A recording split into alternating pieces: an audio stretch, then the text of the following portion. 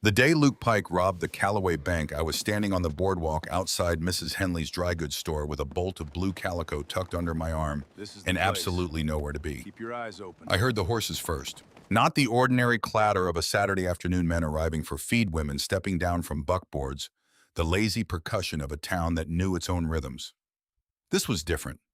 Four horses moving in deliberate formation, their shoes striking the packed dirt in the kind of controlled cadence that meant the men riding them had somewhere specific to be and intended to arrive there without argument. I turned. He was taller than the stories made him. That was the first thing I registered, absurd as it sounds. Luke Pike, the most wanted man in 3 territories, sat his black horse with the stillness of someone who had nothing left to prove to anyone. He wore a dark coat despite the July heat, a battered hat pulled low, and he did not look left or right as he rode through town. He looked straight ahead. The street went quiet the way a room goes quiet when a rattlesnake slides under the door. Mr. Aldrich, who'd been sweeping his barbershop steps, simply stopped mid-stroke, broom suspended in the air at an angle. The Mercer boys, who'd been tussling outside the feed store, separated without a word and moved to stand against the wall. Old Hoskins' mule planted its feet and refused to budge another inch, regardless of what Hoskins did with the lead rope. Luke Pike swung down from his horse in front of the bank, and 3 men dismounted behind him. They didn't rush. They didn't make a show of it. They walked through that door like they owned the building and everything in it, which I suppose for the next 11 minutes they did. I should have run. Every sensible part of me understood that. I had boarders depending on me, a kitchen garden that needed attention, 3 loads of washing waiting to be sorted, and no particular desire to witness a crime. I stayed. I am not sure why exactly. Partly because my feet made the decision before my head could override it. Partly because something in the manner of the robbery was already wrong in a way I couldn't name, and I have never been able to walk away from things that are wrong in ways I can't name. It lasted 11 minutes. I know because I counted my own heartbeats and lost track twice and had to start again. When the doors opened, Luke's men came out first carrying 2 strong boxes between them, one pair to a box, moving without hurry. Luke came last, walking backward, watching the street with the systematic attention of a man checking for specific threats rather than flinching at general danger. A woman screamed from somewhere behind me. The sound started 2 doors down and traveled. Then a small shape burst through the bank doors, a girl no older than 5 or 6. Her dark braids flying, clutching nothing. Her face streaked with dirt and fresh tears. She had the look of a child who has been told to stay very still and very quiet, and has finally, in the explosion of everything returning to normal, forgotten to do that. She stumbled on the steps, went down hard on her palms, and the thing she'd been holding, a cloth doll with button eyes and a yellow yarn dress, skittered off the boardwalk and landed in the street dust 10 feet away. Luke Pike was already on his horse. The girl looked at that doll lying in the dirt and made a sound that wasn't quite crying. Something too bereft for tears, the sound of a child who has understood in this moment that the world does not hold things carefully. Luke Pike looked at the doll. He looked at it for 2 seconds, maybe 3. He swung back down off his horse. Nobody breathed. Not me, not the men behind him, not the girl herself, not the dozen people frozen on the boardwalk. One of his men said something very quietly, a warning, I thought, and Luke did not acknowledge it. He walked to where the doll lay, picked it up, shook the dust from its yellow yarn hair, and held it out to the child. She stared at him. She was 5 years old, and he was wanted in 3 territories, and the gun on his hip was larger than her entire forearm, and she stared at him with the absolute clear-eyed directness that children have before they learn that some things should not be looked at too directly. He did not smile, did not speak, did not perform any gesture of reassurance or apology or charm. He simply held the doll at her eye level and waited. She took it. He was back on his horse and riding before the sheriff's office door even opened. I stood on that boardwalk with my bolt of calico, and I thought that did not happen the way it was supposed to. 3 separate people came to the boarding house that afternoon to tell me about it. Mrs. Kowalski arrived first, flushed and agitated with a version in which Luke Pike had held the entire street at gunpoint, and the doll business had been some kind of trick. Young Thomas Aldrich, the barber's son, came next with a version closer to what I'd actually seen, though he'd embellished the strong boxes into 4 and given Luke a partner who appeared to have been invented entirely. Then Eleanor Briggs came in from the kitchen garden, where she'd heard nothing but was constitutionally inclined toward accuracy. "What actually happened?" she said, washing her hands at the kitchen pump. I told her. She dried her hands on the towel behind the door. And he returned the doll. He returned the doll. Eleanor has a way of receiving information. She goes still and lets it settle like someone placing a fragile object on a shelf and waiting to see if the shelf holds. She did this now. Interesting, she said. Possibly meaningless. I said because Eleanor is the kind of person you need to counterbalance when she is moving toward a conclusion. Possibly, she agreed, and possibly not. She tied her apron. What are we having for dinner? I had 23 women depending on this house and approximately 300 other things to think about that afternoon. I thought about the doll.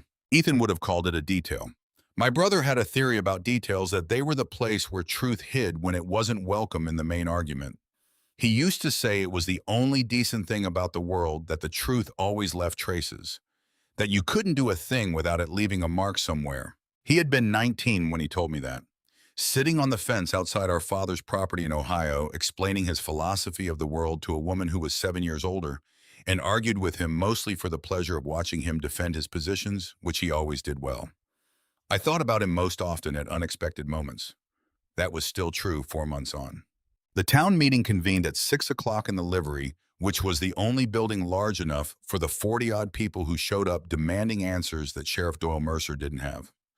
I arrived late. The boarding house dinner ran long because Mrs. Kowalski was in the middle of a crisis about her needlework, and the Halverson sisters, who were twins, and therefore believed themselves entitled to twice the usual amount of any available emotional attention, were deep in a dispute about whose fault it was that the kitchen cat had eaten the embroidery thread. By the time I extracted myself, the meeting had been in session for 20 minutes. I took a spot near the back wall. This is where I always stood at town meetings. From the back wall, you can watch faces rather than the speaker, which is generally more useful. Doyle Mercer stood at the front with his hat in his hands and his expression arranged into something approximating righteous fury. I had watched Doyle Mercer long enough to know the difference between what he felt and what he showed. He was a man who had learned early that anger worn on the outside kept people from looking for what was underneath. $50,000, he said. Near enough. Funds invested by the Western Pacific Railroad in this county's land surveying contracts. Gone. The room erupted. Jeb Farrow knocked over his lantern. Someone caught it, and the resulting attention break gave me 30 seconds to look at the faces in the room without anyone watching me do it. Amos Crowley stood near the front beside his wife, both of them arranged in appropriate attitudes of distress. Amos's silver watch chain gleamed in the lantern light. He was 62 years old and he had been running Callaway Bank for 9 years, and he wore his respectability the way some men wear a Sunday coat, carefully knowing it gives a particular impression and intending exactly that impression. His hands, though.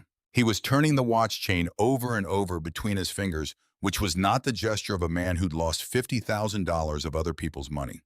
A man in genuine distress turns his hat rubs, the back of his neck presses his lips together. He doesn't perform the self-soothing behavior of someone waiting to see which way a calculation will fall. Amos Crowley was calculating. I filed that away. The railroad investors are demanding restitution, Doyle was saying. They've threatened to pull all surveying contracts from the county.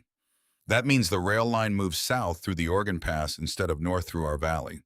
That means Calla Bluff doesn't appear on any map worth reading 10 years from now. More noise.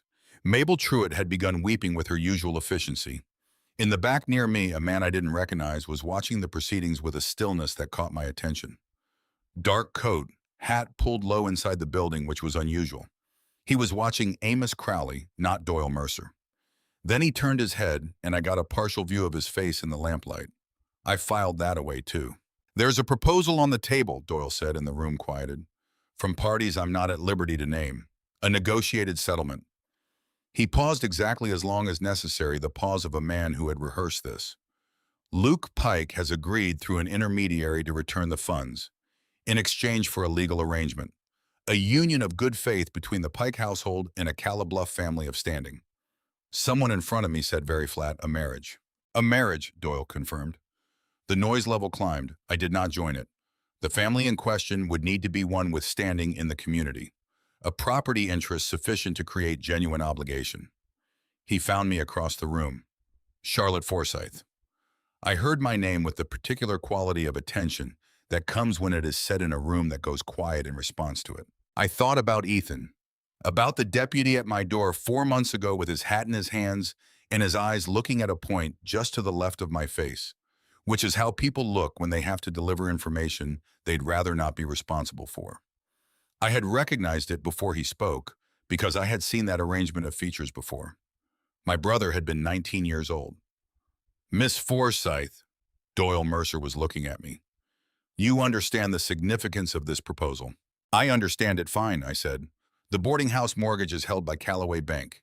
In the event of the bank's insolvency, which would be a near certainty if restitution is not made, the mortgage would be called immediately. The property, I said I understand. He stopped. The room was very quiet. 23 women lived in my boarding house. Widows, most of them. Women whose husbands had died from accidents, illness, violence, or the slower catastrophe of abandonment. Women who had nowhere else to be. I looked at Amos Crowley. He had stopped turning the watch chain. I looked at Doyle Mercer. He was watching me with an expression I couldn't fully read, which was unusual. When, I said, 3 days, the ceremony would take place here before. No, I said. He stopped. I'll agree to the arrangement, I said. I won't be married in front of an audience. Whatever it takes to make it legal, make it legal. A judge private and the witnesses necessary to satisfy the law, and nothing else. Doyle looked at Amos. Amos gave a small nod he apparently believed was invisible. That can be arranged, Doyle said. I walked out of the livery and stood in the street in the dark. The Oregon mountains were dark shapes against a sky full of stars. Eleanor Briggs found me halfway home. Tell me you're not doing this, she said. I'm doing it. Charlotte. 23 women, Eleanor. She walked beside me in silence. The moon was rising pale and businesslike. What if the stories are true, she said. I thought about a doll with button eyes and yellow yarn hair. They never are, I said. Not entirely. The morning of the ceremony, I braided my hair the same way I did every morning. I wore my best dress, the gray wool with the ivory buttons, because I refused to wear anything worse, and equally refused to make a performance of anything better. I fed the boarders breakfast settled, the laundry dispute, checked the kitchen garden, and made sure there were enough preserves in the cellar. Then I put on my bonnet and walked to the courthouse. Luke Pike was already there. He stood in the small antechamber off the judge's office with his hat in his hand. They'd required him to surrender his weapons at the door, and I'd watched from the street as Doyle's deputies divested him of what appeared to be a considerable armory. He hadn't argued. He'd submitted to it with the patience of a man who'd done things like this before. He was bigger than I'd remembered from the street. The lines of his face were sharper than I'd expected from a man who'd spent his years in the kind of life the posters described, not brutalized but carved into deliberateness. His hands were still. His eyes were dark, almost black. He looked at me the way I looked at new lodgers measuring cataloging, reaching a conclusion he intended to keep to himself. Miss Forsythe, he said. His voice was lower than I'd expected. Mr. Pike. Judge Hartley shuffled papers behind his desk and coughed twice. The antechamber was small enough that the three of us constituted a crowd. You don't have to do this, Luke said. Very quiet. Not offered as courtesy. He was looking at the window. I'm aware, I said. I mean it. There are other arrangements. What other arrangements? I said will keep 23 women from losing their homes. He turned to look at me. No, he said. I suppose not. Something moved through his expression. Not regret exactly, something more specific than regret, something that had a shape. The ceremony took 8 minutes. Judge Hartley performed it with the minimum number of words legally required, which I appreciated. I said the words. Luke said them back. His voice was level throughout. When it came to the ring, which nobody had thought to provide in the rush of arrangements, Luke produced one from his vest pocket, a plain silver band clearly acquired recently because it went on my finger smoothly and with purpose. I looked at it, not a gesture of romance, a transaction completed correctly. I found to my own surprise that I respected this. When Hartley said the final words, Luke held out his hand. I looked at it, the rough skin, the scar along the thumb, the steadiness that seemed to be his most consistent quality. I took it. His grip was firm and brief, and he released my hand as soon as courtesy allowed. We walked out into the July sun as husband and wife. I need 2 days, I told him on the courthouse steps, to arrange the house. He nodded. Is there anything I should know about where we're going? He considered with the pause. I had already begun to recognize a pause that meant he was deciding what to say rather than how to say it. It's in the mountains, he said. Cooler than here. The men who ride with me won't trouble you. How do you know? The corner of his mouth moved. Not quite a smile. Because they know better, he said. He collected his horse and rode out without looking back. I stood on the courthouse steps and watched him go, and I thought, whatever you are, Luke Pike, you are not what they say you are. 2 days later, I rode out of Calla Bluff before the town was fully awake, the mountains ahead of us in the early light. Luke rode beside me, and he did not speak. I was grateful for the silence. I am not a woman who needs conversation as reassurance. The need for constant talk has always seemed to me a sign of something unresolved. Luke Pike was apparently comfortable with his own company to a degree that bordered on the absolute, which I found unexpectedly restful. We rode northeast, then east, then up. The Oregon mountains rose in front of us, with the gradual drama of country that has no interest in impressing anyone. It simply is what it is. Ponderosa pines appeared, then became a forest. The road narrowed to a trail. The air changed thinner and cooler, carrying pine resin and the sound of moving water somewhere below. After 4 hours, Luke said, "There." It was not what I'd been imagining. I constructed, without quite articulating it, some assemblage of lean-tos and fire pits and men without sufficient occupation.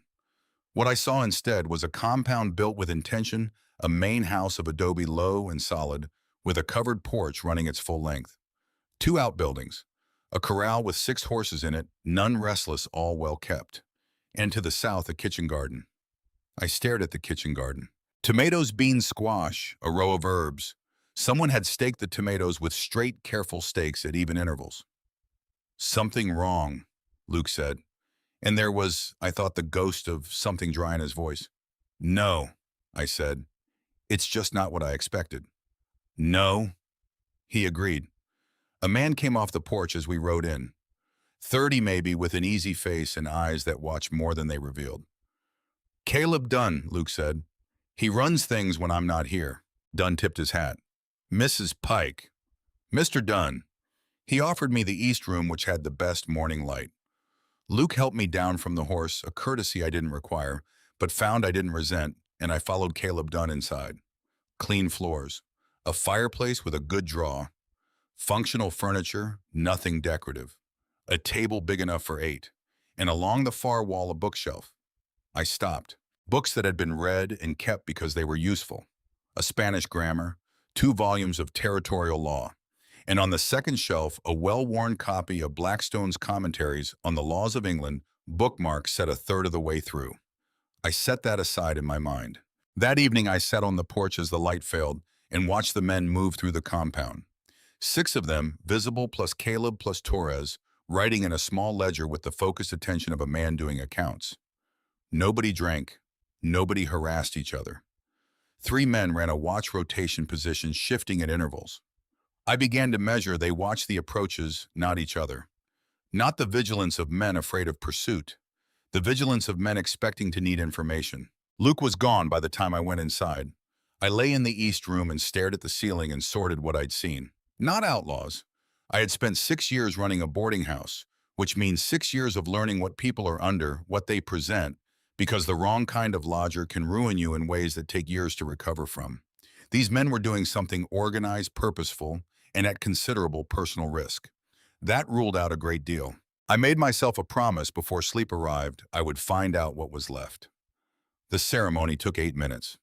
I know because I counted, and because counting things is what I do when I am trying to remain calm, and outward composure requires that I assign my attention somewhere that isn't my own face. The courthouse in Cimarron had a smell of old paper and river damp that I had always associated with property disputes and probate, the particular odor of other people's misfortunes documented in triplicate. Judge Haskell presided with the expression of a man who had been asked to do something distasteful and had decided that dignity required he do it without visible complaint.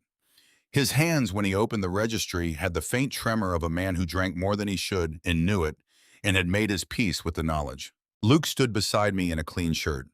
This was the first time I'd seen him without the dark coat, and the absence of it changed the scale of him.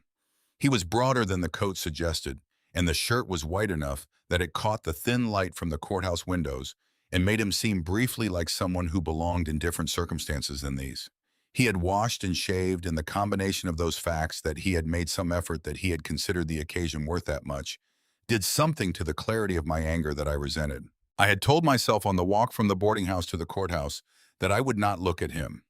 This proved impractical. When you are standing beside a person in a space the size of a large closet with a judge reading words that apply specifically to the two of you, not looking becomes a project that requires more attention than looking. I looked. He was already looking at me. Not performing attention, not the exaggerated focus of a man trying to demonstrate something, just looking the way he did. Everything with a steadiness that neither advanced nor retreated. When I met his eyes, he didn't look away. He didn't smile, didn't soften the look, didn't offer any of the small gestures that men make when they want to be forgiven for something. He just held the look. Judge Haskell said the words. Luke said the required word at the required moment, in a voice that was quiet but not inaudible. When my turn came, I said the word too, and was aware that I said it the way I would have said any other thing, flatly accurately, without decoration. The ring was plain silver, a band with no flourish. He put it on my finger with the careful attention of a man completing a task that requires precision, and when it was seated, he released my hand immediately. No lingering, no performance. We signed the registry. Outside on the courthouse steps, the town had gathered with the particular energy of people who have turned out for a spectacle and are not entirely sure how to behave now that the spectacle has become a fact. I looked at the faces. I knew Mrs. Kowalski, who'd been at my boarding house for 11 years, wearing an expression I could not decode. The Halverson sisters, both of them looking at Luke with the bright-eyed intensity of women who read too many penny dreadfuls. Sheriff Mercer at the back, arms folded, watching the whole proceeding with an attention that was too careful to be casual. Eleanor was at the front. She looked at me with eyes that had been recently wet and were now dry and very steady, and she did not say anything. This was how Eleanor communicated the things that were too large for her 3-page format. She found my hand and pressed it once briefly, and then let go. Luke's men had brought the horses around. He had offered me the choice ride behind him or take a separate horse from the stable they'd apparently arranged the loan of, and I had chosen the separate horse because there were very few negotiations left to me, and I intended to win the ones I could. We rode out of Cimarron in a strange formation. Luke ahead, his men in loose flanking positions, me in the middle of this arrangement, as though I were something being protected rather than compelled. I did not know which it was. I was not yet sure there was a difference. I did not look back at the town. I had cried that morning alone in my room while it was still dark, and the boarding house was quiet in the thorough and private way I'd learned was the only kind of crying worth doing, complete, contained, followed by cold water from the wash basin and the business of getting dressed. By the time I came downstairs, I was finished with it, and I intended to stay finished. The mountains ahead were blue in the morning light, the high peaks still holding last winter's snow in their northern shadows. Whatever was up there, whatever came next, I was going into it with my eyes open. That at least was something. The first night at the compound, I did not sleep. This was not distress, precisely though distress was available. It was more the particular alertness of a person in an unknown space, taking stock of sounds and sequences. The way you take stock of a new house. What settles, what creaks, what moves in the hours when movement means something. The compound at night had its own geography. I could hear from the east window the pattern of the watch footsteps on the north perimeter at regular intervals, the exchange of quiet words when one watch replaced another. 2 hours between rotations. 4 men involved in the cycle. The pattern was too consistent, too practiced to be improvised. Someone had designed it. Luke's room was across the hall. I know because I heard him go in sometime after midnight. No lamp, just the careful sound of a man who moves in dark spaces without needing light. He did not stay. An hour later, those same quiet footsteps went back down the stairs, and a few minutes after that, I heard from some distance outside a single horse moving away from the corral. I lay on my back in the dark and thought about that. A man who goes out at midnight and comes back before dawn and tells nobody where he's been. A man with Blackstone's Commentaries on his bookshelf and no whiskey in the house, and men who stand watch in precise 2-hour rotations. A man who picked up a child's doll in the street when he had 2 strong boxes of stolen money and 3 horses waiting, and every second of delay was a second closer to a noose. None of it fit the shape I'd been given. I thought about Ethan, which I tried to do carefully now, with some distance, some consideration of what I actually knew versus what I'd been told. Ethan was dead. That was not in question. The manner of it, the reason for it, the hand behind it, those were the questions I'd been living with for 4 months, and every answer I'd been offered had the quality of something rehearsed. The sheriff, the coroner, even the men at the saloon who claimed to have heard things. All of them had told me what they knew in the tone of people reciting rather than reporting. Luke Pike had robbed the bank. Luke Pike's men had been seen in the area. The inference was presented as fact. I'd accepted it because it was the shape that fit the grief, and grief needs shapes to hold it. But Luke Pike had also picked up a doll from the street dust and handed it to a frightened child before any of his men could pull him back to the horses. I was 30 years old and I had been running a boarding house since I was 22, which meant I had spent 8 years studying people in the close quarters that reveal character rather than performance. I had learned to identify the people who were one version of themselves in company and another version alone. I had learned to notice the gaps between what a person said and what a person's hands did while they said it. The man I'd seen in that street was not the man in the posters. The posters were real enough. There was a likeness, the dark coat, the particular set of his jaw. But the man in the posters was described as ruthless, violent. A man who'd left 3 men dead in a mining camp outside Socorro and who'd held up the Raytone Pass stage twice in 1 month. The man who'd handed the doll to the girl had looked at the doll on the ground for exactly 2 seconds before swinging down off his horse. 2 seconds is enough time to make a choice. He had chosen in 2 seconds with everything against it to go back. Ruthless men do not go back. I lay in the dark and listened to the watch rotations and thought about the difference between what a story says and what the evidence suggests, and somewhere around 3 in the morning, I fell asleep thinking about the bookshelf. The rest of that first day at the compound, I took stock. Ethan used to say that the first hour in any new situation tells you what the next week will be if you pay attention to the right things. He had a gift for that kind of distilled wisdom that bordered honestly on annoying. He was 19, and he already had a philosophy of observation that most people don't arrive at until 40, if they arrive at it at all. I paid attention to the right things. At supper, Luke sat at the head of the table and the men arranged themselves without ceremony, without assigned places, but in a pattern that suggested habit. Caleb to Luke's left, Torres across, the others in an order that had probably evolved over months of use. They ate without formality and talked without artifice. Practical conversation about the work of the day, about the horses, about a fence in the South Corral that needed attention. When Luke spoke, the conversation shifted around what he said the way water shifts around a stone. Nobody performed for him. Nobody competed for his attention. This was, I had found, the truest measure of a man's character. How the people who work for him behave when they're tired and hungry and not trying to impress anyone. These men were at ease.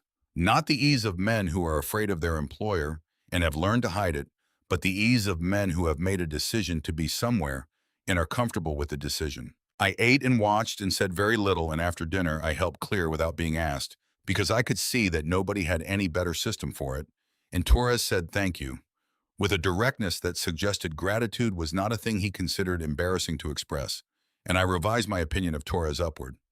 Luke was gone by the time the table was cleared. I washed the dishes with Briggs, who turned out to be a man of almost no conversational impulse, but who dried plates with excellent thoroughness. We did this in companionable silence. He stacked the plates back in the cupboard in an arrangement that told me he'd been doing it the same way for long enough to have established an opinion about it. "How long have you been up here?" I said. He thought about it. "Near 8 months," he said. "And before that?" "Various places," he said with the tone of a man who considers the question answered. I didn't press. Some silences are doors, some are walls. Briggs's silence was a wall, and I was not in the business of forcing walls.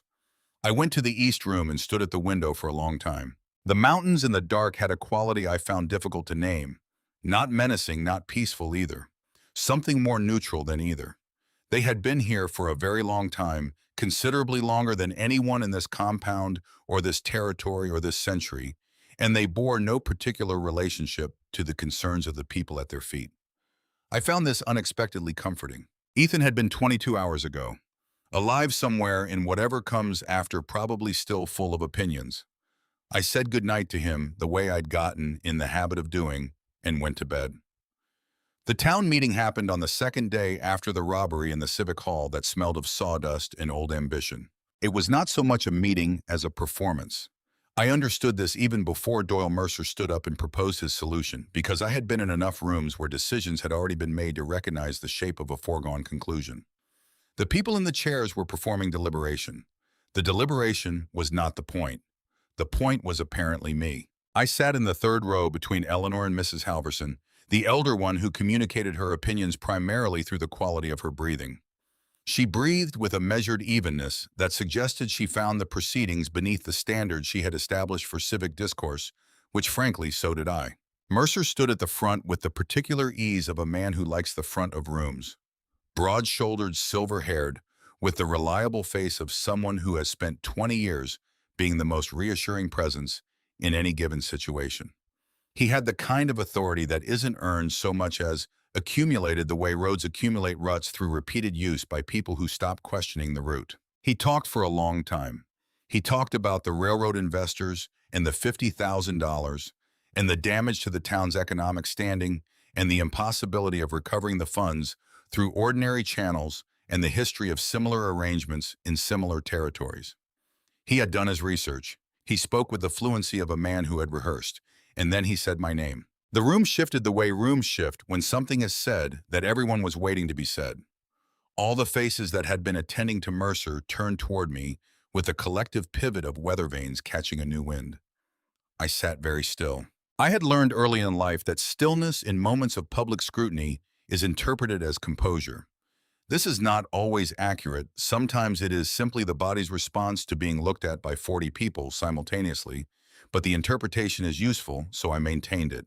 Miss Forsythe, Mercer said, with the precise degree of warmth that powerful men use when they are about to ask something of someone who has no practical means of refusing, has an existing relationship with the bank through the boarding house mortgage.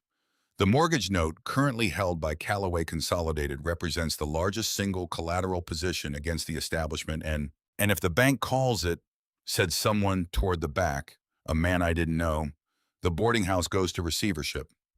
That would be one outcome, Mercer said carefully. Eleanor's hand found mine under the edge of the chair arm. She pressed once, which was Eleanor, for I am here, and I am angry on your behalf, and I know you need to handle this yourself. I stood up. The room went very quiet. I was not a woman who spoke at public meetings as a general practice. This was a social calculation, not a lack of confidence, and the novelty of it appeared to produce in the assembled citizens a quality of attention that Mercer's extended preamble had not achieved. Sheriff Mercer, I said, I want to be certain I understand the proposal. The town believes that if I marry Luke Pike, the funds will be returned. The arrangement will be brokered through channels, Mercer said in the tone of a man who wants to keep the details vague and is hoping nobody notices. The married status would provide a legal framework within which, who initiated this arrangement?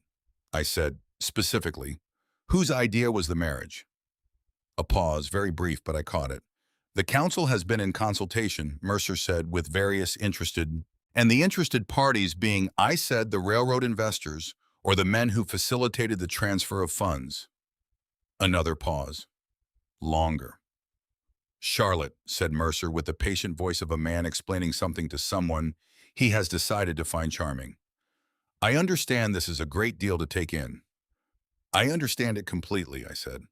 I want you to understand that I understand it completely before I tell you my answer. He looked at me. I looked back. I told him my answer was no. The room responded to this in the way that rooms respond to the refusal of a foregone conclusion, which is with a quality of confused silence followed by increased conversational volume. I sat down. Eleanor's grip on my hand shifted from supportive to warning because Eleanor always knew what was coming approximately 2 seconds before it arrived. What came was Mercer very quietly explaining that the mortgage call would happen within 48 hours if no arrangement was reached. 23 women. 11 of them widows, 6 of them, over 62 of them with children, all of them without the resources to relocate on 2 days' notice to somewhere else in the territory. I sat with that for a long moment, and then I stood back up. Tell me the terms, I said. I learned their patterns in 3 days.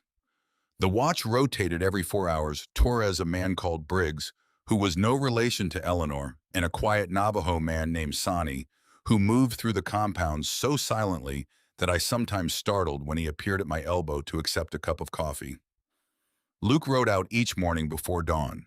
He came back in the afternoon, sometimes before sunset, sometimes after, and he always stopped at the corral first to see to his horse before he did anything else. This, I noted a man who tends his animal before himself either loves the animal very much or was raised to understand that reliability is built through consistency, not through declaration. I cooked. I'd offered on the second morning mostly because I couldn't sit idle and because watching Caleb Dunn attempt biscuits had been genuinely difficult. Nobody objected. The kitchen was well stocked in a way that spoke of advanced planning. Good coffee, not the cheap variety. 3 kinds of dried beans sorted into separate crocks. A jar of honey that someone had gone to real trouble to obtain up here. Outlaws, in my understanding, did not trouble themselves with honey. While I cooked, I listened. Caleb and Luke spoke in the main room most evenings, voices low, and at first I caught only fragments. But I had years of experience parsing conversations through walls in a house where privacy was a courtesy rather than a guarantee, and I had learned to sort meaningful silence from empty silence. These conversations were meaningful. The Mesilla shipment is moving through the canyon on Thursday, Caleb said on the 4th night. I was making coffee. I continued making it without any change in the sounds I was producing.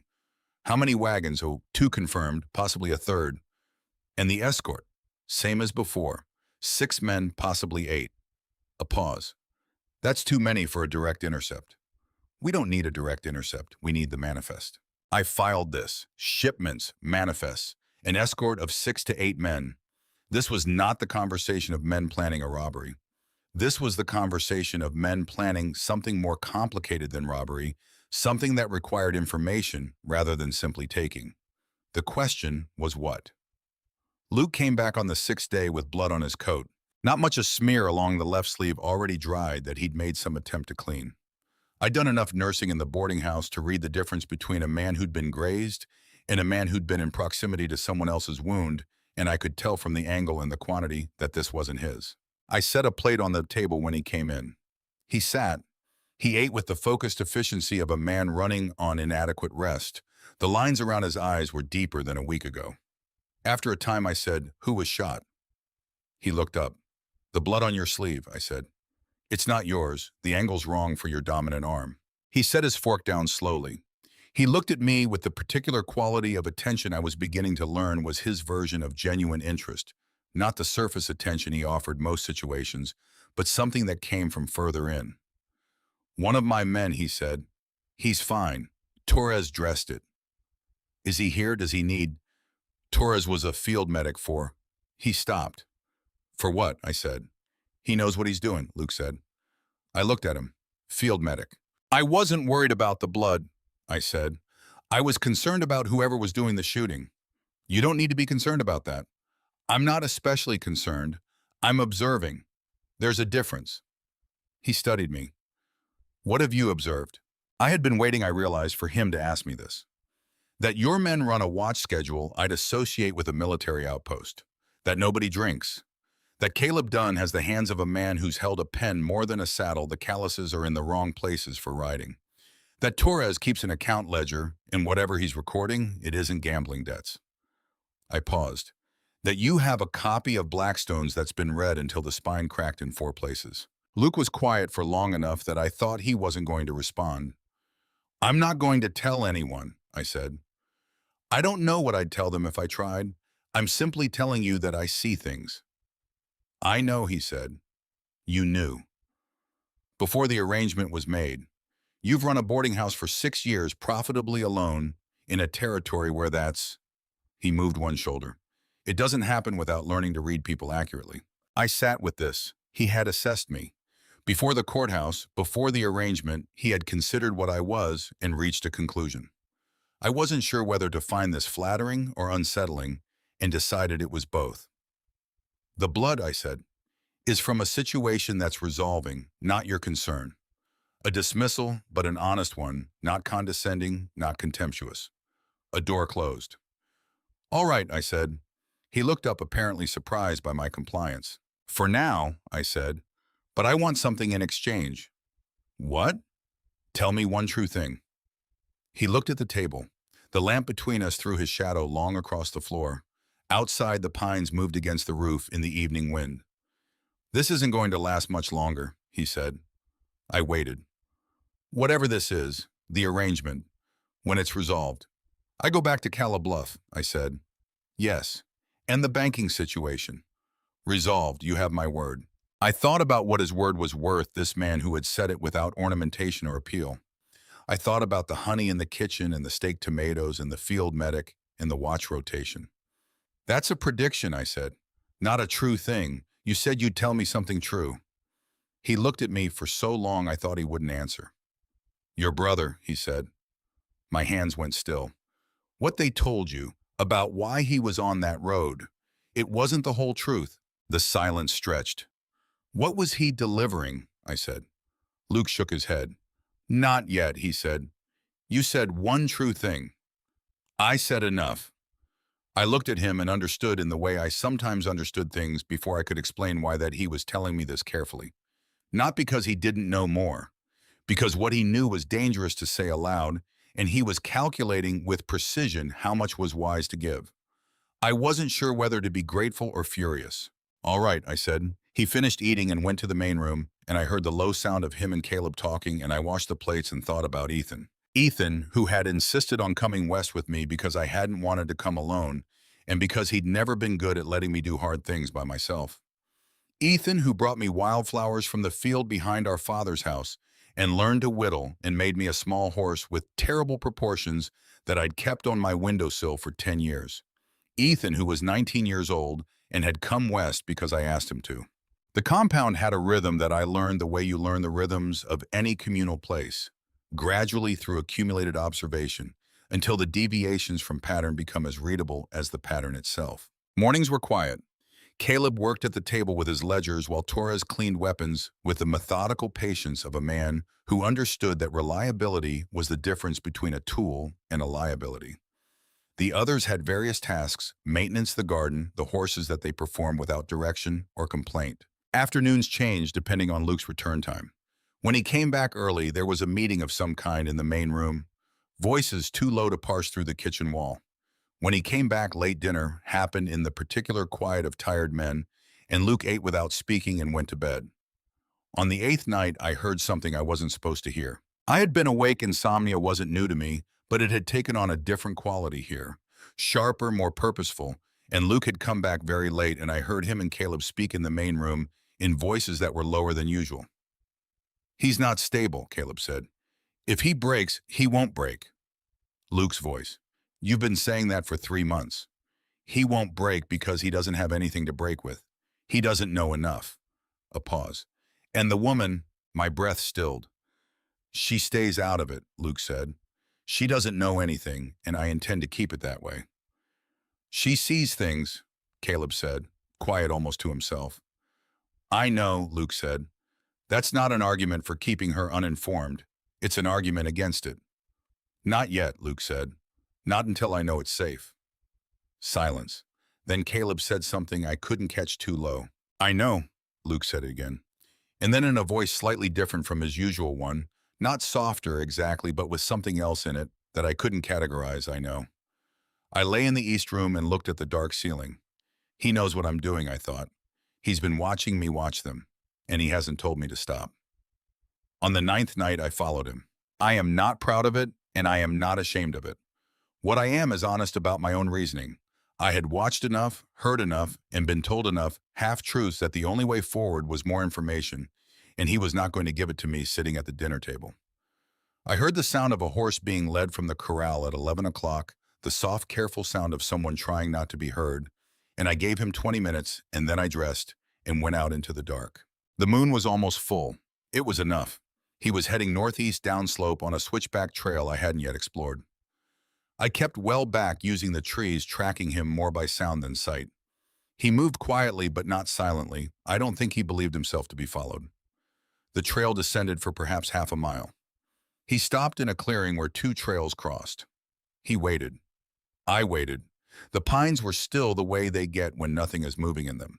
A rider came from the east alone, wrapped in a dark coat, moving at a trot that slowed to a walk well before the clearing.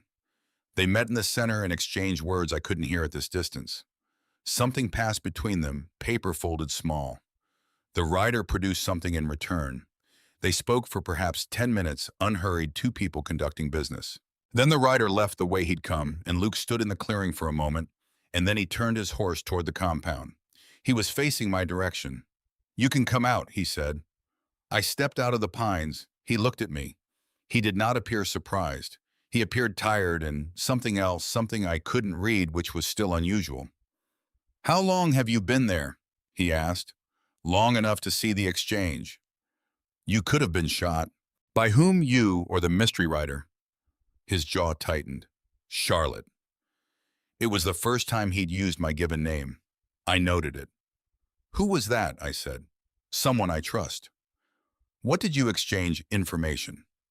"You're giving information," I said. "I watched the writer brought paper. You gave information back verbally. You're supplying something and you're receiving confirmation of something. That's not selling. That's coordinating." He was very still.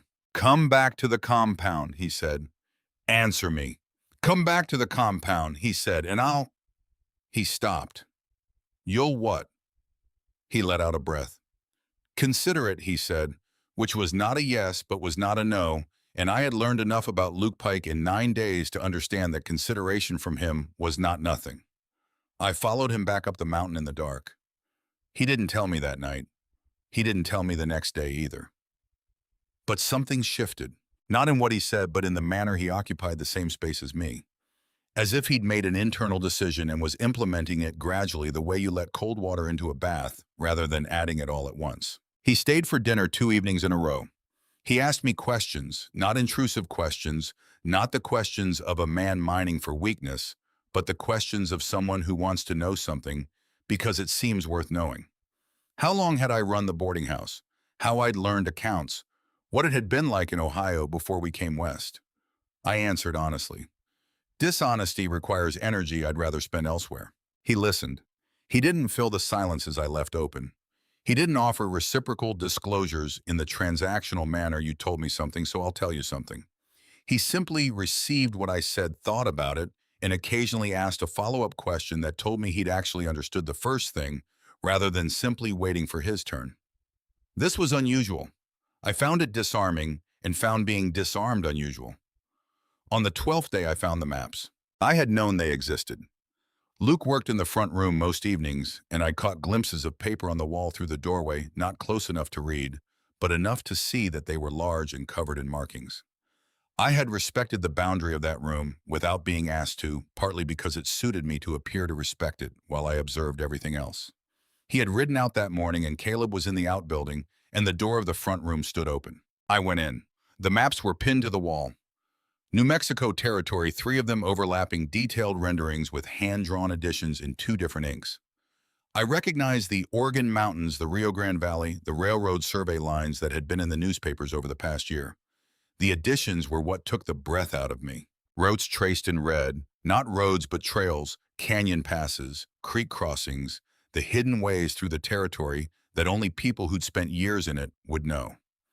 At intervals along these routes, small symbols, a triangle, a square, a circle repeated at irregular intervals in a pattern that seemed meaningful but not immediately legible. And then I understood. I was looking at a shipment network. Not cattle, not goods. The symbols corresponded to quantities, this much of something at this point, this much at that point, and the routes connected, converged, then diverged again toward distribution points. The scale of it, when I traced all 3 maps together with my eyes, was larger than I'd initially grasped. Hundreds of rifles, if these marks meant what I thought they meant, moving through the territory, along routes that avoided every population center and every official road. I thought about Amos Crowley and his watch chain. I thought about Doyle Mercer and the way he'd pause before saying, "Parties I'm not at liberty to name." I thought about my brother on the Mesilla road, and the supplies still sitting in the wagon when they found it, and the question I'd asked once at the sheriff's office about what cargo he might have been carrying that no one had wanted to explain, and the way Doyle Mercer had looked at me and said, "Terrible business, but these things happen." I stood in Luke Pike's workroom and looked at a map that was not about outlaws at all. The question was which side of it Luke was on. I was beginning to think I already knew. On the 4th morning, I took over the kitchen. This was not a negotiation.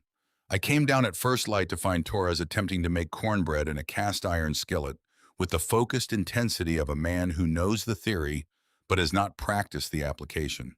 And the result was heading toward catastrophe in the particular way that cornbread does when the pan hasn't been properly greased. I said, "Move." Torres looked at me. He was not a man who was moved easily in the literal or figurative sense. He was built along the lines of a stone barn, solid and permanent, with the dark, patient eyes of someone who has learned to wait out most situations. He moved. I took the skillet off the heat, assessed the damage, found the lard tin in the back of the larder, started over. Torres watched from the doorway with the expression of a man filing information. "You cook," he said after a moment. "I run a boarding house," I said. 23 residents, 3 meals a day. What do you think? He considered this. "You could just tell him you're not going to do it." "I could," I said. "Or I could make cornbread while it's still possible to make cornbread and save everyone 40 minutes of delay." Torres was quiet for a moment. "Then he won't ask you to cook." "He won't need to." I added the cornmeal to the bowl in the proportions I'd been using since I was 16, working beside my mother in the Sacramento kitchen. That was the first place I'd ever felt competent at something. Needing and asking are different things. I can see what's needed without being asked. "He'll think he owes you something," Torres said. "He doesn't like owing things." "That's his problem to manage," I said. Torres made a sound that might have been a laugh if it had gone further. He didn't leave the doorway. We worked in the silence of people who have arrived at a mutual understanding without requiring it to be stated. And by the time the cornbread came out of the oven, the rest of the men were coming in from the morning watch, and the kitchen smelled like something domestic and specific that stopped everyone in the doorway for a moment before they came in. Luke was the last one in. He stopped in the doorway the same way the others had, but longer. He looked at the table coffee cornbread, the pot of beans I'd put on at the same time, and then he looked at me.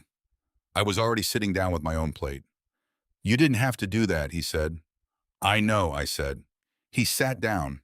After a moment, he poured himself coffee, and we ate, and nobody said anything about it.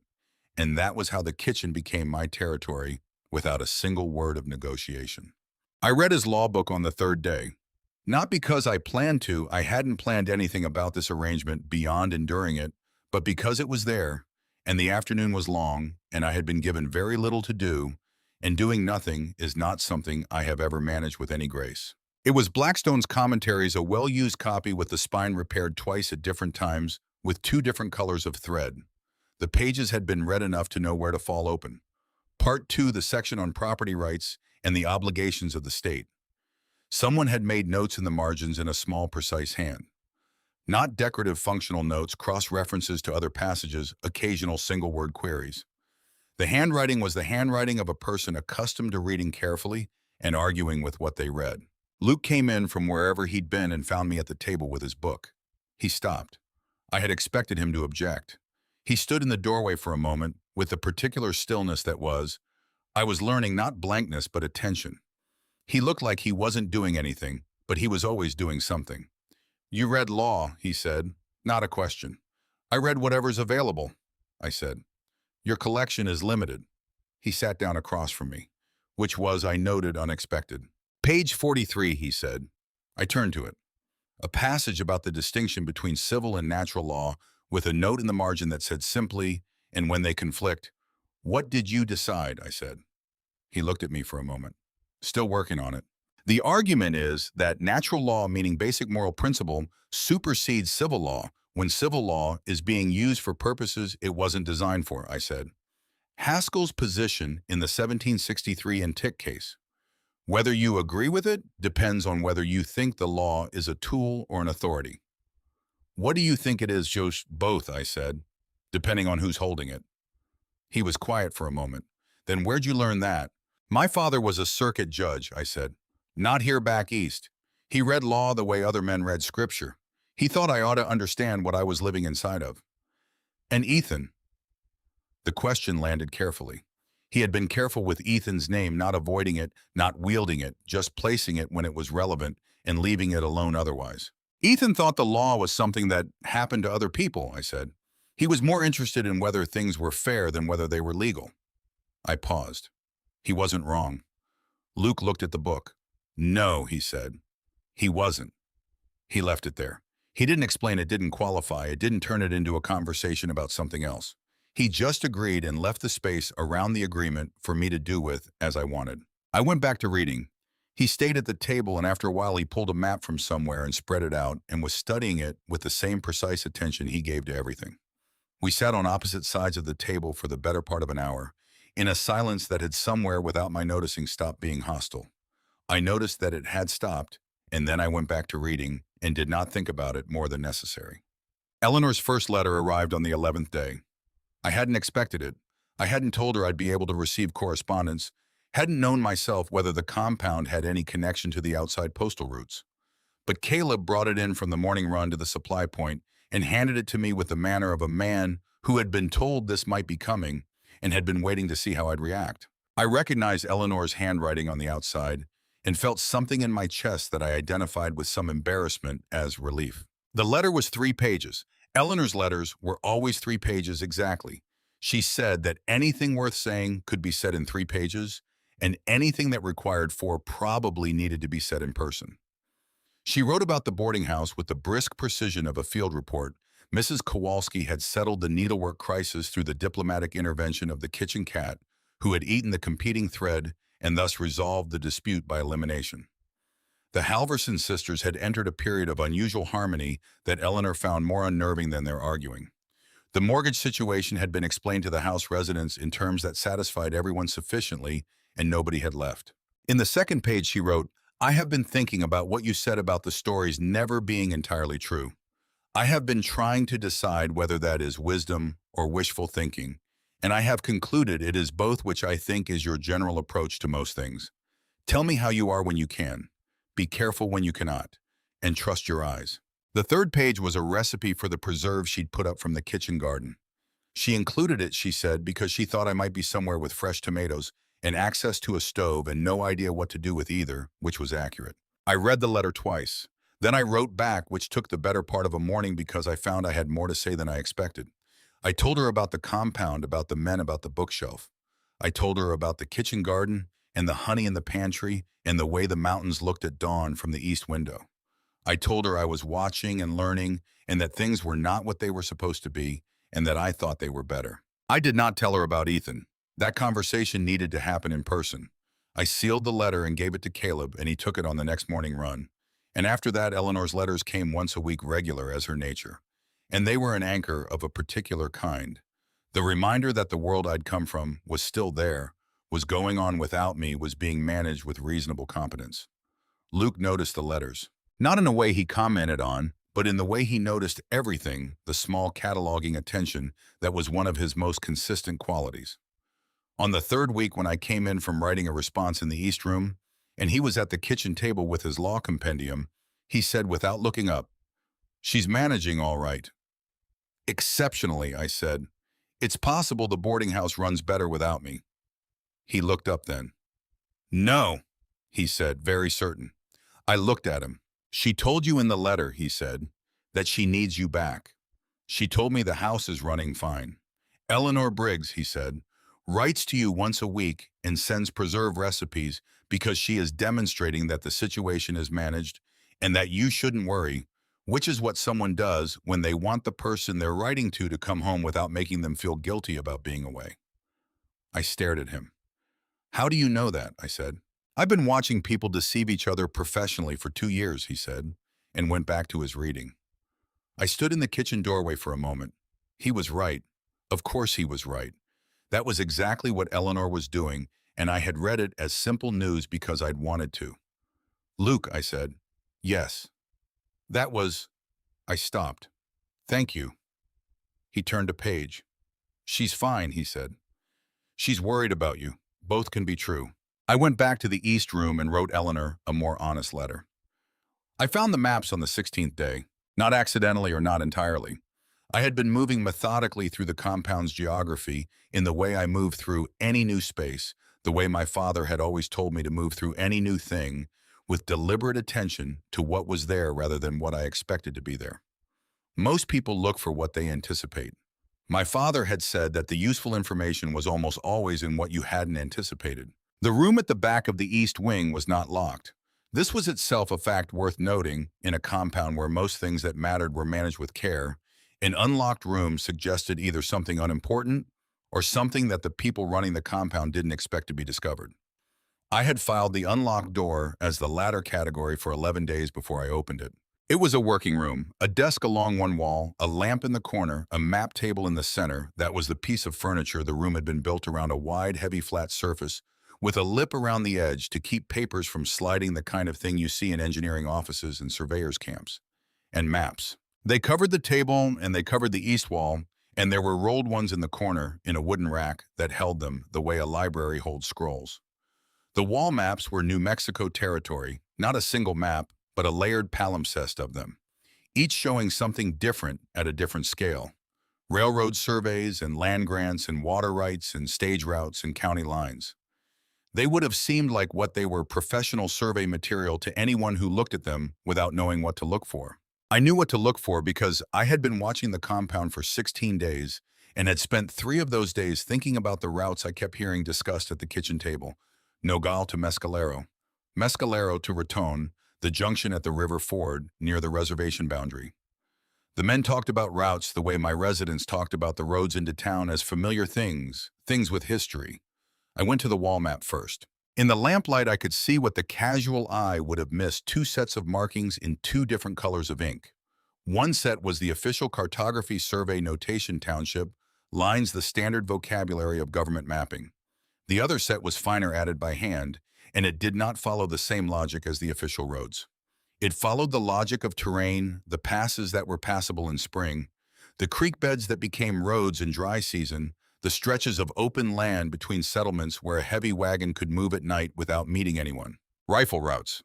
I had grown up in a judge's house and learned at an early age to read what documents were actually saying rather than what they appeared to be saying. These maps were saying, here is how to move a large quantity of contraband across a territory without being intercepted in each season at each weight. And the red marks, I leaned close, were not abstract. They were specific. Dates, quantities, not written out, abbreviated, coded, but regular enough to be a schedule. A schedule of deliveries, each one tracked. The most recent mark was 3 weeks ago. I stood in that room for what was probably a long time, though I did not keep track.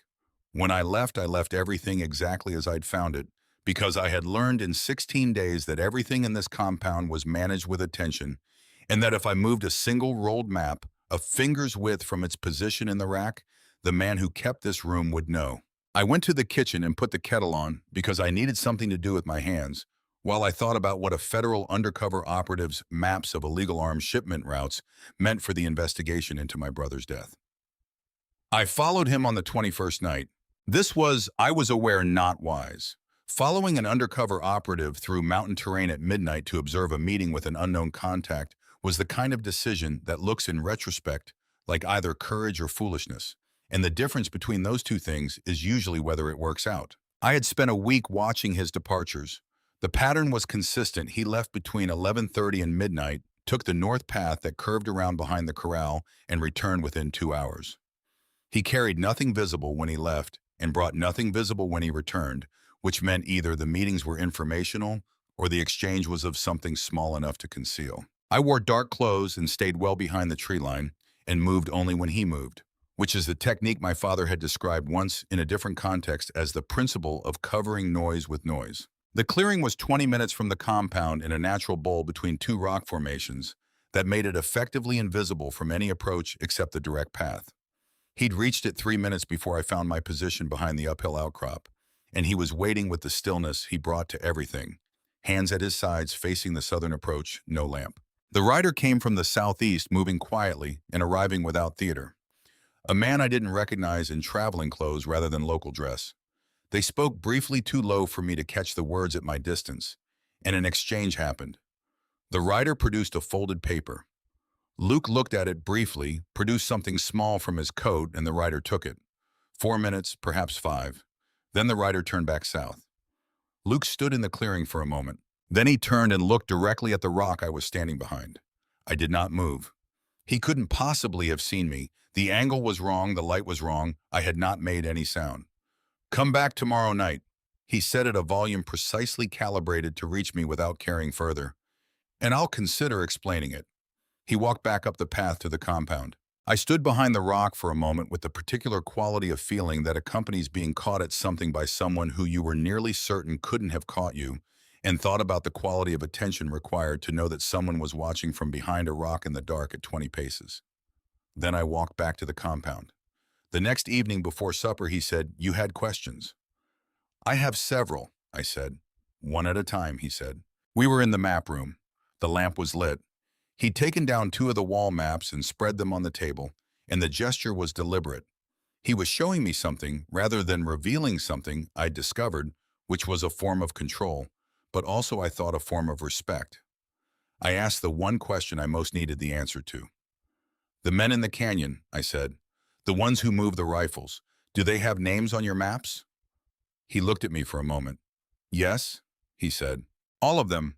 "Not all," he said. "The man at the top doesn't put his name anywhere. But the men below him?" "Yes."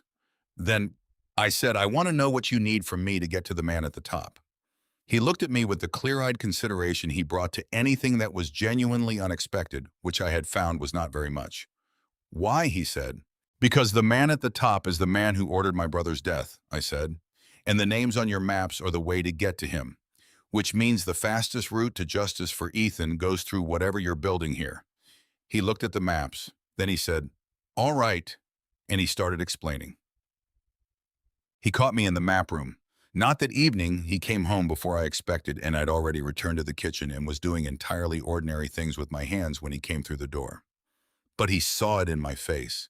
I know he did because he stopped in the kitchen doorway for just a half-second longer than he needed to, and he looked at me with a particular quality of attention that meant something had changed in his calculations. He didn't say anything about it. Neither did I. We ate dinner in the kind of silence that has a shape to it. Afterward, he asked me to sit on the porch. He phrased it as a request which I was still adjusting to. Luke Pike asked. He did not order, suggest, or maneuver. He asked with a quietness that made the asking feel like something other than a formality. We sat in the cooling evening air, the mountains going purple in the west, and he made a cigarette with methodical hands and didn't light it. "How much did you see?" he said. "Enough to have questions." "Ask them." I looked at him. He was watching the mountains. "The routes on the map," I said. "Are you moving those shipments or tracking them?" A pause that lasted 3 slow breaths. "Tracking," he said. "And the man in the clearing, the rider. He works for people who need to know where the shipments are going." "Which people?" He lit the cigarette finally, and I watched his face in the brief light of the match. "Federal people," he said. The word landed in the evening air and stayed there. I sat with it, let it settle. The nighthawks were beginning their calls from the canyon below, and the horses shifted in the corral, and the mountains went from purple to black. "How long?" I said. 2 years near enough." 2 years. I thought about the wanted posters I'd seen in the post office. Luke Pike's face rendered in cheap ink above the words, "Wanted dead or alive reward, $500. I thought about the fury in Calla Bluff when he'd ridden out with those strong boxes. About the way Doyle Mercer had stood in the livery hall and performed righteous anger. "The bank robbery," I said. The money in those strong boxes was the syndicate's operating funds for the next quarter, hidden in Callaway Bank in accounts that would have been moved and hidden again within a week. If I'd left it in the vault, it would have been gone, I said. Gone and impossible to trace. With it, I have records. Names, transfer dates, account holders. Everything they used to move money clean. You took it as evidence. Evidence and disruption. The operation needs capital to function. Without its quarterly funds, the supply chain stalls. Distributors don't get paid. Men start making decisions the syndicate can't predict. I turned this over. The strategic clarity of it was considerable, and I found myself thinking about it the way I thought about the boarding house accounts, not with admiration exactly, but with the recognition that competent planning is its own kind of language. And I was reading it. "And the marriage," I said. He was quiet for a moment. "You were asking questions," he said. "After Ethan." Another pause, a careful one. "You were asking the right questions in a town where the wrong people had already noticed you asking. Moving you here made it possible to keep you somewhere safer while the situation resolved. You married me to protect me," I said. He didn't answer, which was, I had come to understand, an answer. "You could have told me that at the courthouse," I said. "No." "Why not?" "Because the men I'm working against have ears in this county that I haven't fully identified. Because what you don't know, you can't be made to say. Because..." He stopped, and I had the sense of something being considered, and then set aside. Because I wasn't certain you'd keep it. You're certain now. He looked at me. Yes. I held his gaze. What changed? 12 days of watching you, he said simply. The evening sounds continued around us. Torres calling something to Sanny. Ordinary sounds, the sounds of a place going about its work. I thought about 12 days of being watched and decided I didn't resent it. Ethan, I said. His face didn't change, but something in it did a subtle settling, as if the word had weight he'd been carrying and was now acknowledging.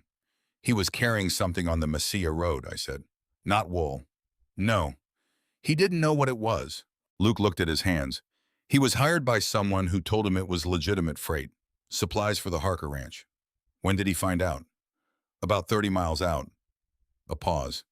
He found a crate that had been packed badly, opened at the corner. He stopped the wagon and looked. I kept my breathing even. And turned back, I said. He turned around on the Mesilla road, Luke said, and he made it about 12 miles east before he stopped, before someone stopped him. Yes, the black shape of the mountains in the dark, the stars overhead enormous and indifferent. I let myself look at them for a moment. Who ordered it? I said. I don't know yet who gave the final order. I know who gave the order to stop him. I don't have enough to go all the way up the chain. Not yet. Victor Kane, I said. He went very still. His name is on your maps, I said. At the convergence point south of the Jornada. The name keeps appearing at the top of the chain. You shouldn't say that name. Is he here, Mia? He has, Luke chose his words. He has people in places I haven't mapped yet. Information travels in ways I can't always predict. Then we're alone on a mountain, I said. And I'm saying the name of a man I read off a wall in a room he'll never know I was in. I think we're fine. Luke was quiet. Victor Kane, I said again. He ordered my brother's death. I believe so. I can't approve it yet. That's what the next part of this is about. Proving it. I sat with that, with the particular quality of anger that has nowhere to go because it has nothing to act on. I had been carrying some version of this since the deputy came to my door 4 months ago, but it had been shapeless, then directionless, the anger of grief with no target. Now it had a target that was better and worse at the same time. Why are you telling me this? I said. Because you already knew most of it, he said. I was only filling in what the maps didn't show. That's practical reasoning, I said. I'm asking if there's another reason. He looked at me for long enough that I thought he wouldn't answer. Because you deserve to know why your brother died, he said, even if I can't give you the rest of it yet. I looked at the dark mountains. Thank you, I said. He was quiet. When it ends, I said. When you have what you need, what happens to you? I go back to being a man with my name on a wanted poster, he said. The work doesn't get publicly undone. The marshals handle it quietly officially. But the reputation, he moved one shoulder. That's the cost of the work. I thought about a man spending 2 years earning the hatred of everyone who might otherwise have been on his side. About the particular loneliness of that. About how you would have to believe very firmly in something to sustain it. What do you believe in? I said. To keep doing it. He seemed surprised by the question. He thought about it for a long time. That someone has to, he said finally. I looked at him. That's not a very stirring answer, I said. No, he agreed. But it's true. 3 days later, Sheriff Doyle Mercer came to the compound. He came alone, which was the first odd thing. He rode in at midday and Luke's men tracked him on the approach. I saw the subtle signals, the position shifting, and he arrived in the yard to find Caleb there with the particular ease of a man who is less relaxed than he appears. I watched from the porch. Doyle dismounted and saw me and arranged his face into something that was supposed to look like relief.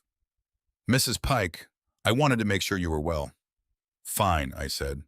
Everything is fine. His eyes moved across the compound, cataloging. He was doing what I did reading the place, and I watched him run into the same wrongness I'd noticed on day one. The order of it, the absence of all the signs of what this should be. Is your husband, he started. Here. Luke came off the far side of the porch, and I watched Doyle Mercer's face do something interesting when he registered Luke's presence, a flash of something controlled into neutrality just a beat too slowly. "What do you need, Doyle?" "Just checking on the arrangement," Doyle said. "Making sure things are satisfactory." His eyes came back to me and I saw the request being constructed, the phrasing being selected. "If there's ever anything you need to communicate, Mrs. Pike, about your situation, I'd want you to know that can be arranged." He was asking me to spy. The request was so thinly veiled that I felt a kind of secondhand embarrassment on his behalf.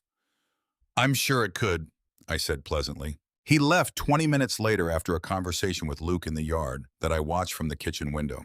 Two men standing with neutral faces while something that was not neutrality moved beneath. When Doyle rode out through the trees, Luke came back to the porch. "He wants information," I said. "I know. About you. About what you know." "About the investigation," Luke said, "which is different." "He's protecting them," I said, "from inside the county. That's how the operation has stayed intact for this long. Doyle keeps cases from going anywhere and keeps you on the wanted list." Luke looked at me. "You already knew," I said. "Suspected. Mercer's name appears in contexts that don't fit his income. But suspicion and evidence are different things." I said, "I know." I met his eyes. "What did I just give you?"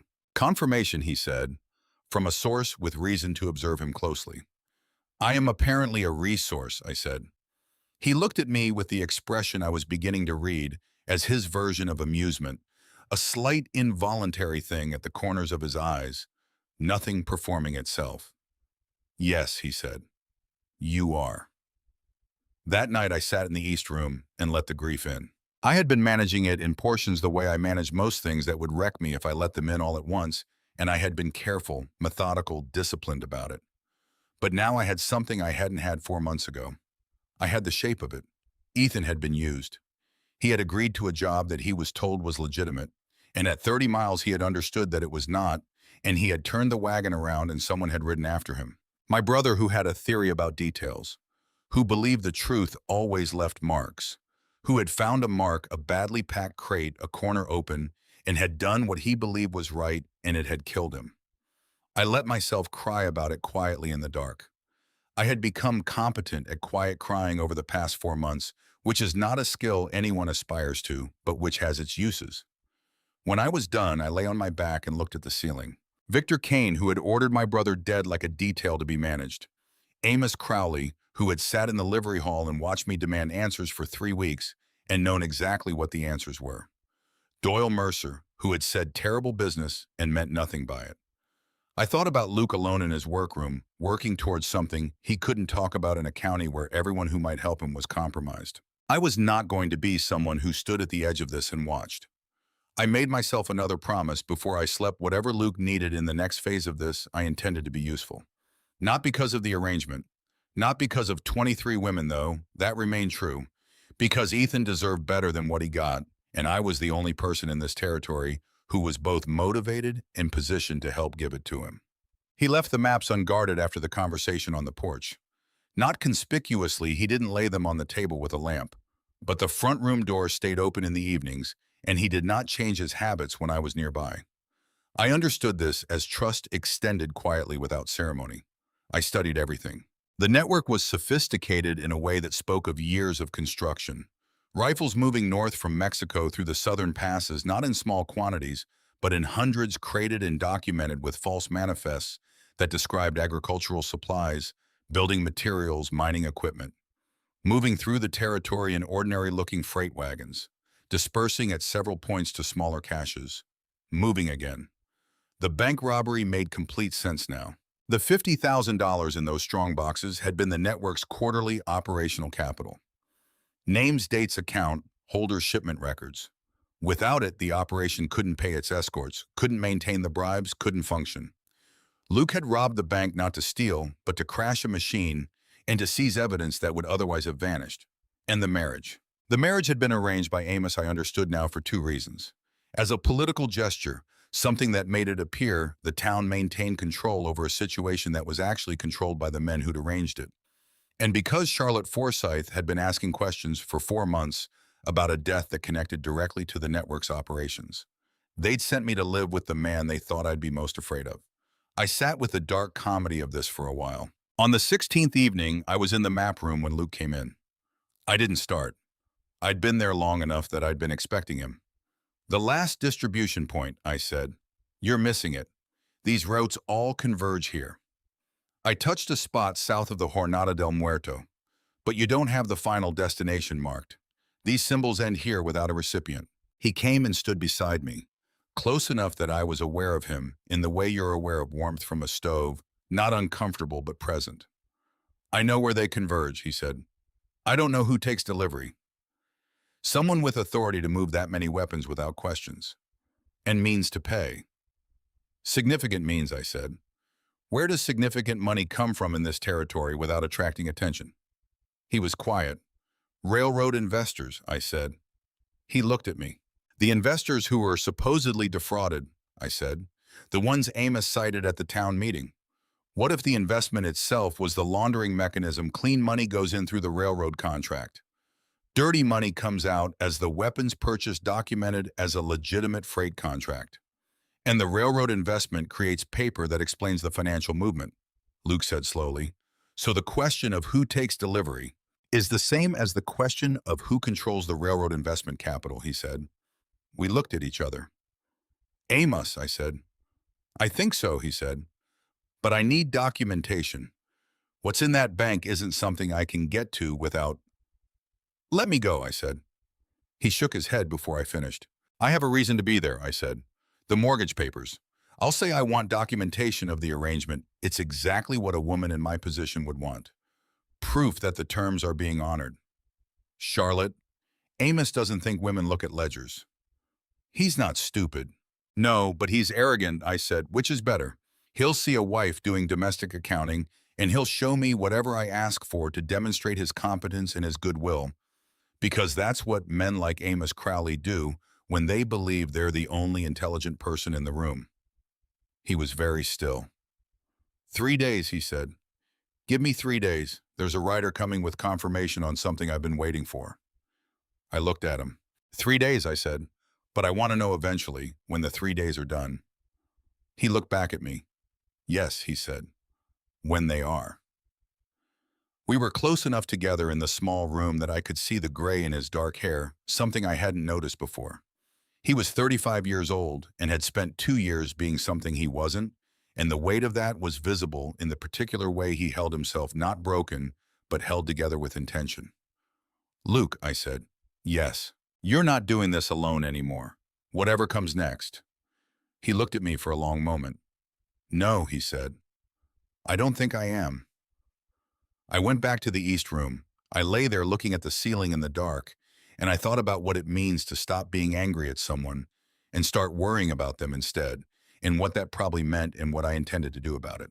I decided not to do anything about it yet. There was still work to be done, and work in my experience generally has to come first. But I noted it. I filed it in the part of my mind where I kept things that were worth coming back to. He told me about Ethan on a Thursday afternoon in the second week of October, when the light was coming in at the angle that made the dust in the map room look like something deliberate. He didn't lead into it. That was consistent with how he handled most things. He didn't prepare the ground or soften the approach or offer any of the small conversational bridges that people build when they want the difficult thing to arrive at less than full weight. He just said it. Ethan didn't know what he was carrying. I was looking at the southwestern section of the map, the ranch route that came in through Nogle and swung north toward the junction. I kept looking at it. The first delivery, Luke said. He was hired as a teamster. Legitimate work as far as he knew, freight run from Las Cruces to the relay station at Mescalero. He'd done similar runs before. The load was crated labeled as farm equipment. He had no reason to question it. But he was careful. Ethan was... He stopped, started again. He had a habit of checking his cargo, not suspicious, just thorough, the way some people are thorough about things. I knew this about Ethan. He had been the kind of person who checked the stove twice before leaving the house and double-knotted his bootlaces and always read the full terms of any agreement before signing. It had been both reassuring and slightly maddening to live with. He checked the crates, I said. About 30 miles out of Las Cruces, Luke said. One of the crates had shifted and the corner had opened. He looked inside. He was quiet for a moment. He would have seen enough to understand. How do you know all this? Because he turned around, Luke said. He turned the wagon around at the 30-mile mark and started back toward Las Cruces. That's not something you do unless you've seen something that changes your understanding of the situation entirely. I had been standing still for some time now, looking at the map without seeing it. He made it 12 miles back, Luke said. They caught up with him 12 miles east of the 30-mile mark. I knew the answer to my next question before I asked it. I asked it anyway. Victor Kane. Kane's men, 3 of them, they'd been following the shipment from a distant standard practice to make sure the teamster completed the route. When Ethan turned back, they received the signal and rode to intercept. And you? I was 3 miles behind, Luke said. I'd been tracking that shipment for 11 days. I knew the route, knew the relay points, knew the approximate timing. I came over the eastern rise and saw the wagon stopped and the horses and I... He stopped. I rode hard. I was 3 miles out, and I rode as hard as I could ride, and it wasn't enough. The room was very quiet. I thought about Ethan at 30 miles out, prying open a corner of a crate and looking inside at something that told him in one clear and irreversible moment that he was in terrible trouble. I thought about him making the choice to turn the wagon around.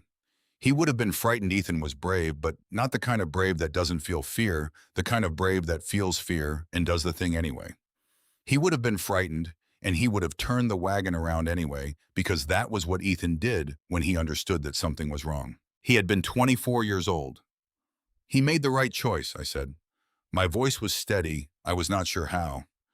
Turning back, he did the right thing. Yes, Luke said, and he died for it.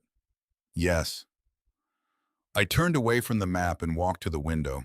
The mountains outside were the same mountains. The compound below was the same compound. Everything was the same as it had been an hour ago, and nothing was the same at all. Why didn't you tell me, I said, when we married, before? Because I couldn't verify it without risking the case, Luke said. One word to the wrong person that a federal operative had witnessed the Kane men with Ethan's wagon and Kane's lawyers would have had the case dismissed in an afternoon. I've seen it done. These men have resources, and they know how to use them. And now I'm telling you because you've seen enough of this to understand the shape of it, he said, and because you deserve to know before you heard it somewhere else. I stood at the window for a long time. He turned around. I said more to the glass than to Luke. He saw what it was and he turned around. He did. I had to stop. Something was moving in my chest in a way that was grief, but a different shape of grief than before. Not the formless anger I'd been carrying for 4 months. Not the helpless fury at an empty target. This was grief with a perimeter. Grief that had a specific shape, a specific reason, a specific person at the center of it who had known what he was doing. That's the most Ethan thing I've ever heard. Luke didn't say anything. I was grateful for that. Sheriff Mercer came to the compound on a Tuesday. This was itself unusual. Doyle Mercer was a man who, in my experience, preferred to operate at a remove from the things he was involved in. He sent deputies. He sent messages. He showed up at the end of things after the difficult portions had been managed by other people and stood in the position that looked like authority. Coming to the compound himself meant something had changed in the calculus. Luke was out on the South Patrol with Caleb when Mercer arrived. I was in the kitchen garden staking the late tomatoes, which had gotten ambitious in the September warmth, and were leaning against their strings with the optimism of plants that don't know what's coming. Torres told me in a tone of voice that was carefully neutral, and I came around to the front of the compound and found Doyle Mercer on his horse, with his deputy, a young man named Raines, who had the fresh-faced look of someone who hadn't been in this county long enough to know what was actually happening in it, standing off to his left. Mercer looked at me and then at Torres and back at me. "Mrs. Pike," he said. Even now, 3 weeks into this arrangement, the name had an odd quality when it came from outside, as though the people of the town hadn't entirely decided whether to believe in it yet. "Sheriff," I said, "Luke's out. Was he expecting you?" "No," Mercer said. "I had some business in the territory and thought I'd ride by." This was not true. Mercer's face was the face of a man who was telling a story he'd prepared, which I could always identify because the prepared story has a different quality than the improvised one. Too smooth, too complete, no rough edges where the truth would have caught. "Come in then," I said. "I can offer coffee." He came in, leaving Raines with the horses, and I put the coffee on and we sat at the kitchen table with the particular discomfort of two people who know they are performing something for each other. "He treating you well," Mercer said. He said it with the texture of a man who wants something that isn't the thing he's asking for. "Well enough," I said. "Charlotte." He leaned forward slightly, and now I could see it more clearly, not the practiced authority that Mercer usually carried like a coat, but something underneath it that was, unless I was very wrong, fear. Not of Luke specifically, of something larger, something with more reach. "I need you to help me understand what's happening up here." "How do you mean?" "The men, their movements, whether there's been any communication coming in or going out." He paused, arranging his next words carefully. "There are people asking questions, Charlotte. Important people. People who need to know whether the operation here is what it's supposed to be." I watched his hands. They were pressed flat on the table with the deliberate steadiness of a man trying to prevent them from doing something that would give him away. He was frightened. I was now certain of it. Doyle Mercer, who had spent 12 years being the most confident man in any room he entered, was sitting at this table with fear running under his skin like a cold current, and he was trying very hard not to let me see it. The people asking questions were the syndicate. I understood suddenly and completely why he'd come himself rather than sending a deputy. You don't send a deputy to do the work that might get back to the people who can hurt you. You come yourself, so there's no deputy to be pressured later, no deputy to talk. "I'm afraid I haven't paid much attention to the men's movements," I said pleasantly. "I've mostly been attending to the kitchen garden. The tomatoes are quite behind this year." He stared at me for a moment. "Charlotte." "The coffee should be ready," I said, and stood up. He stayed another 20 minutes and learned nothing from me, and I watched him ride out from the east window and thought about the shape of his fear. The syndicate was pressing him. He'd come here hoping to give them something, some piece of intelligence about Luke's operation, some evidence that he was still useful enough to protect. He hadn't gotten it. I went to find Torres and told him the sheriff had paid a visit and that he'd been asking about the men's patterns, and Torres's face did not change.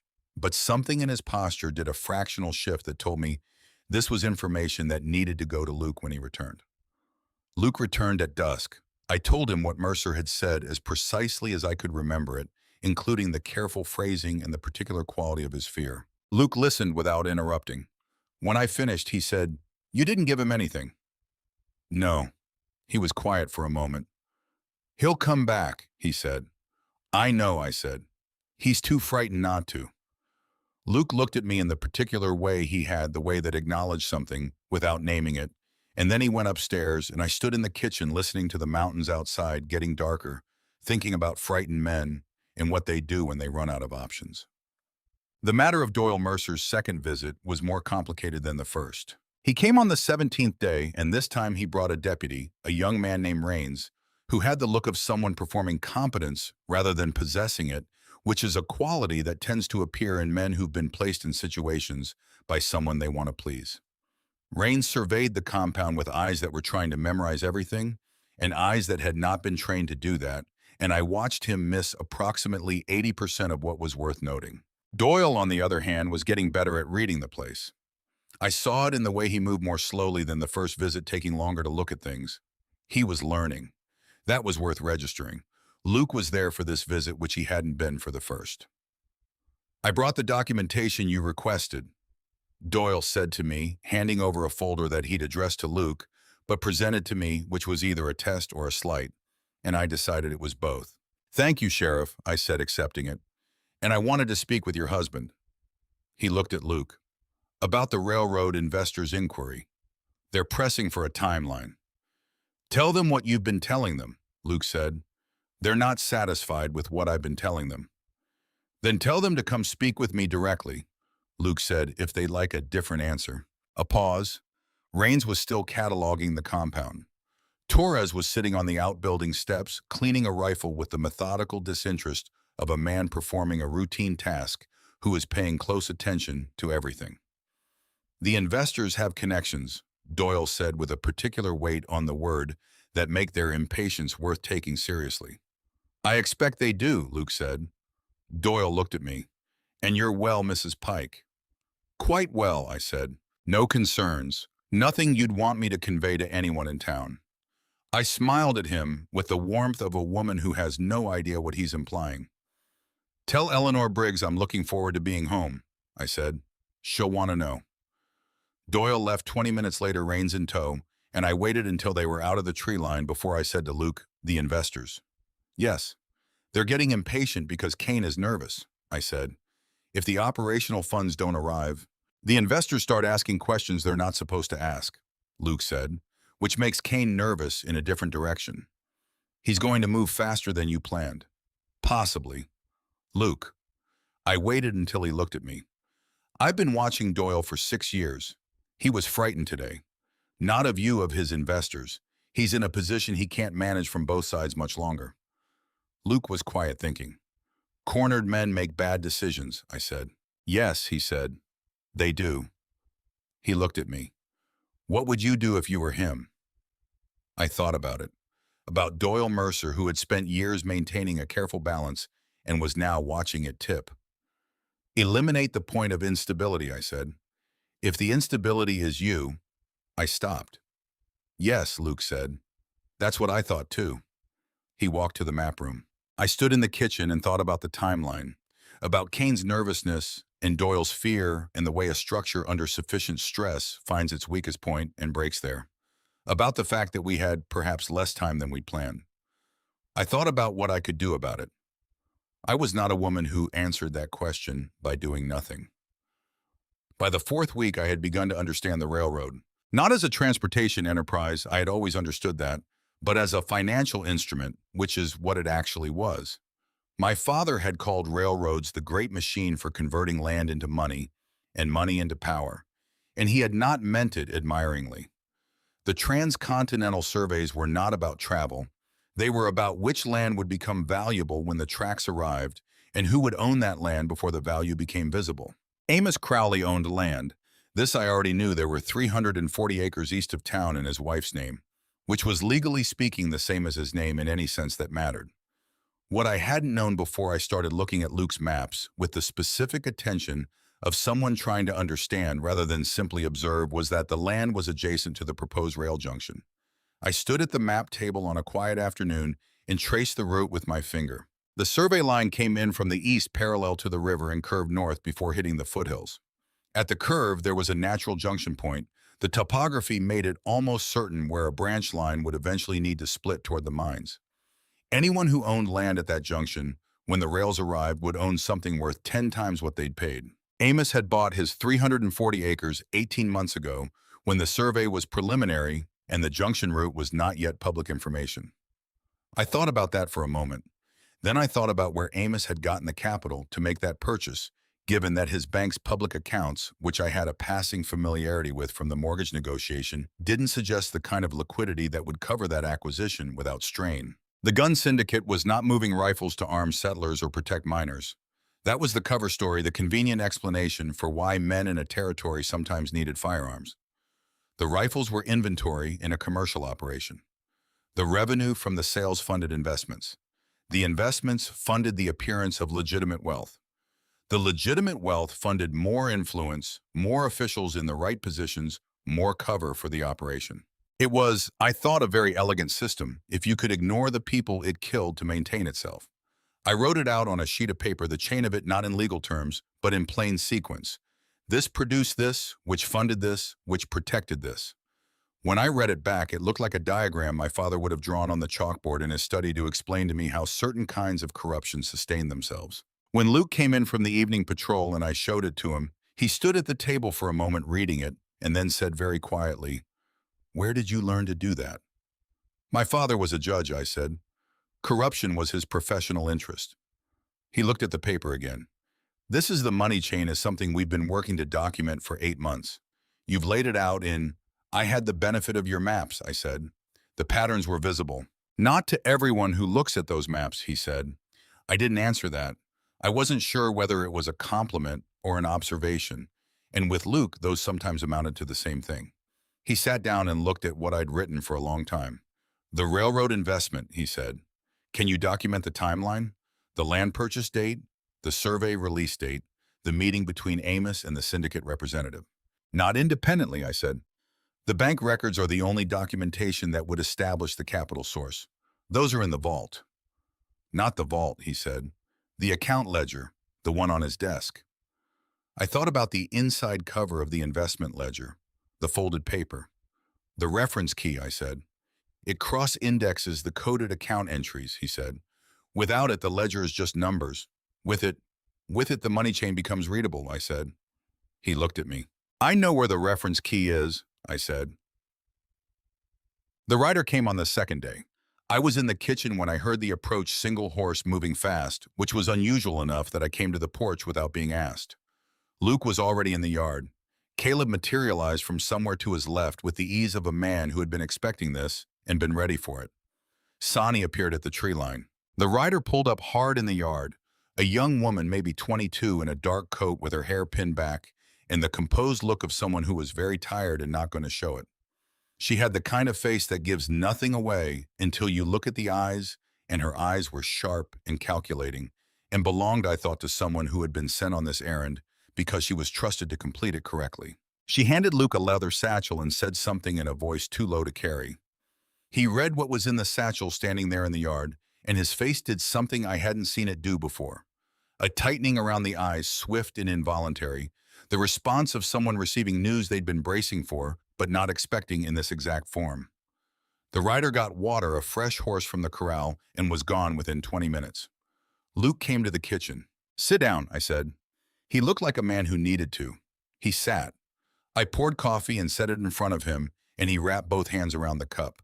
Another thing I'd never seen him do, and stared at the table with the fixed inward attention of a man working through implications. "What is it?" I said. "Confirmation," he said. "On the investor list. The railroad investors. And someone else." He looked up. "Did you know that your brother had been approached twice before the Mesilla run?" I went very still. Once in December, once in February, different men, different offers. He refused both times. Luke set the cup down. The third approach was different. They used a reputable name, told him it was legitimate work. He had no reason to doubt it. "Who approached him in December?" I said. Luke looked at me. He was deciding something. "Doyle Mercer," he said. I sat down. The word landed in the kitchen and stayed there. Outside, Torres was saying something to Briggs about the fence on the south side, entirely ordinary, entirely elsewhere. "Mercer recruited locally for transport," Luke said. "Young men who knew the territory had horses could be paid and wouldn't ask questions. He approached Ethan because Ethan was reliable and honest and knew the roads well.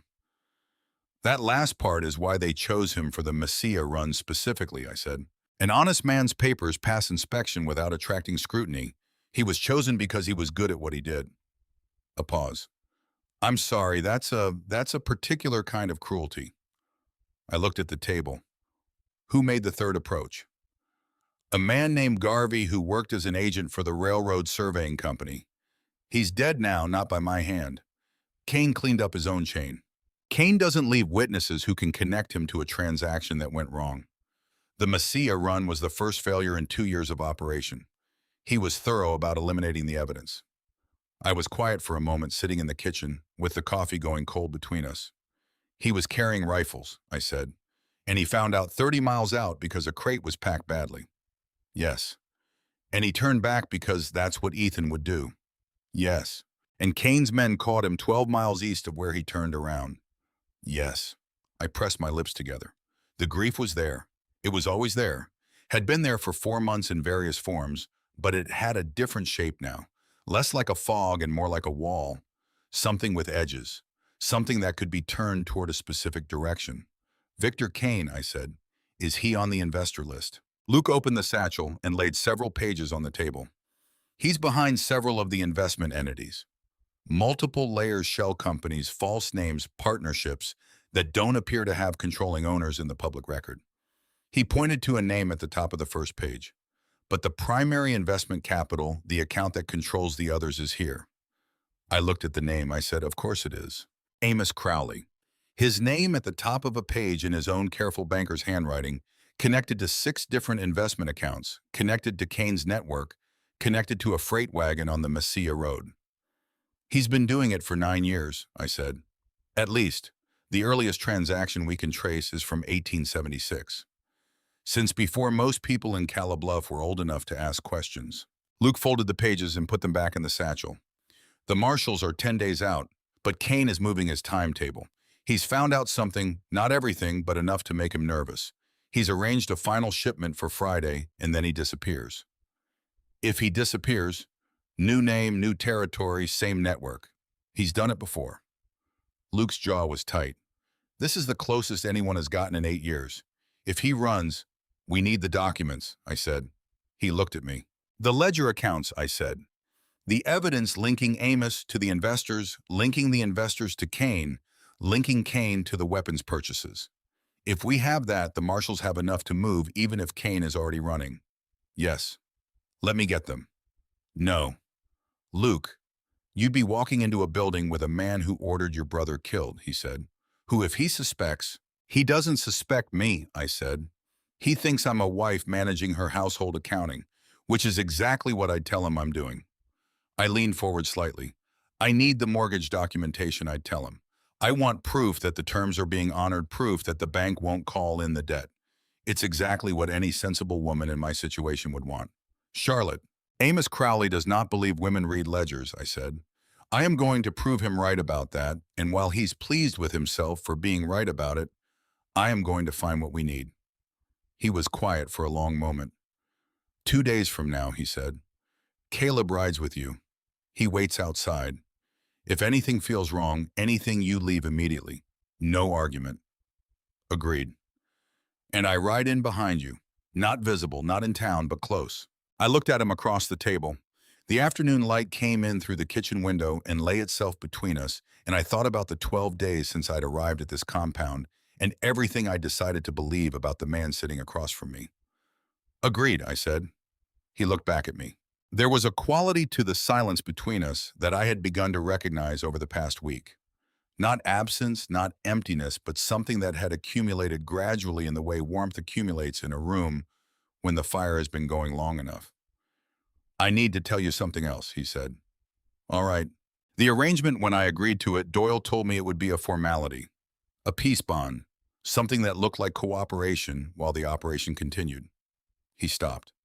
I agreed because I needed cover in this county, and the arrangement provided it. That was the calculation. And I said, and it stopped being only the calculation some time ago, he said. I held his gaze. You're telling me this now, I said, 2 days before I walk into a building owned by the man who had my brother killed. I'm telling you because I want you to know before you do that, he said. Not after, before. I sat with this for a moment. Luke, I said. Yes. I know, I said. Something moved through his face. I've known for a while, I said. I was waiting to see if you'd say it. He was quiet, then very quietly, and I'll tell you the rest of it. I said, when we're on the other side of Friday, ask me then. He nodded once. He picked up the coffee. 2 days, he said. 2 days, I agreed. The first day I spent preparing. I went through everything I remembered about Amos Crowley's office, the layout, the filing system, the particular organization of a man who believed in visible order as a form of self-presentation. I'd been in that office 4 times in 6 years, twice for routine banking business and twice for the mortgage negotiations. I had looked at everything the way I always looked at everything. 3rd drawer, left side, the mortgage files. 3rd drawer, right side, the investment account ledger.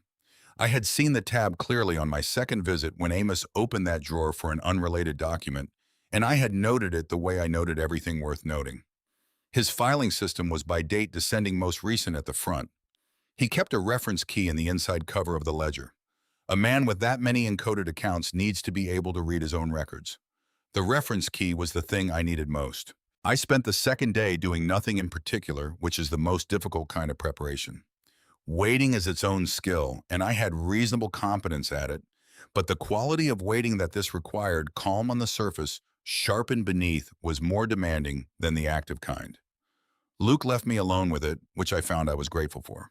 He seemed to understand that some kinds of readiness require quiet rather than company. That evening he came out to the porch where I was sitting, and he sat in the other chair, and we stayed there for a while without talking. Eleanor used to do this, I said eventually. Sit with me without saying anything, when something was coming. She sounds like a good person, Luke said. She is. She's stubborn, and she has opinions about everything, and she's never wrong in ways that are easy to argue with. I paused. You'd like her? I think she'd be suspicious of me, he said. She would be, I said, for about the first hour. After that, she'd decide she liked you, and once Eleanor decides she likes you, it's absolute. He was quiet for a moment. You trust her? With everything, I said. She's the only person besides Ethan I've said that about. I felt him look at me in the dark. He was proud of you, Luke said. Your brother. I turned to look at him. I said I'd seen the settlement reports, he said carefully. There was testimony from a man who'd worked a delivery with Ethan the year before. He talked about Ethan talked about you, his older sister who ran a boarding house and kept it going when everything around her said it couldn't work. A pause. He told it with the particular pleasure of someone who expects to be vindicated. I looked at the dark mountains for a while. He was always like that, I said. He believed I could do things before I was sure I could. He was right. He usually was. I stopped. Don't tell me things like that for sympathy. Tell me because they're true. Because they're true, he said. I nodded. We sat until the stars came out, and then I went in and slept better than I'd expected to. The morning of the Calla Bluff visit, I dressed as I always dressed. Practical, tidy, nothing that would suggest anything out of the ordinary about a woman on a routine errand. I pinned my hair the way Amos Crowley would expect a respectable married woman to pin it. I packed nothing that would be conspicuous and nothing that would be inconvenient. Caleb was already saddled when I came to the corral. Ready, he said. Yes. We rode down the mountain in the early morning, and about a mile from the compound, Luke came out of the tree line on his black horse and fell in 20 yards behind us without speaking. He would drop back further as we entered town, and he would wait in the canyon mouth a mile east. I did not look back at him. The town looked exactly the same. Mrs. Henley was sweeping the boardwalk outside the dry goods store, which she did every morning at this hour. The Mercer boys were not in evidence, which meant it was a school day. The Longhorn had 2 horses out front, which was early even for the Longhorn, which suggested someone was having a difficult week. I tied my horse in front of the bank. I did not look at where Caleb positioned himself on the boardwalk. I went in. Amos Crowley was at his desk in the back office. He looked up when I came through the door, and his face performed warmth and welcome with the ease of long practice. Mrs. Pike, he said. What a pleasant Mr. Crowley. I sat in the chair across from his desk without waiting to be invited. I need some documentation of the mortgage arrangement and the restitution terms. My husband wants a record kept of what was agreed and what's been satisfied. A pause, brief, nearly invisible. Of course, he said. That's entirely reasonable.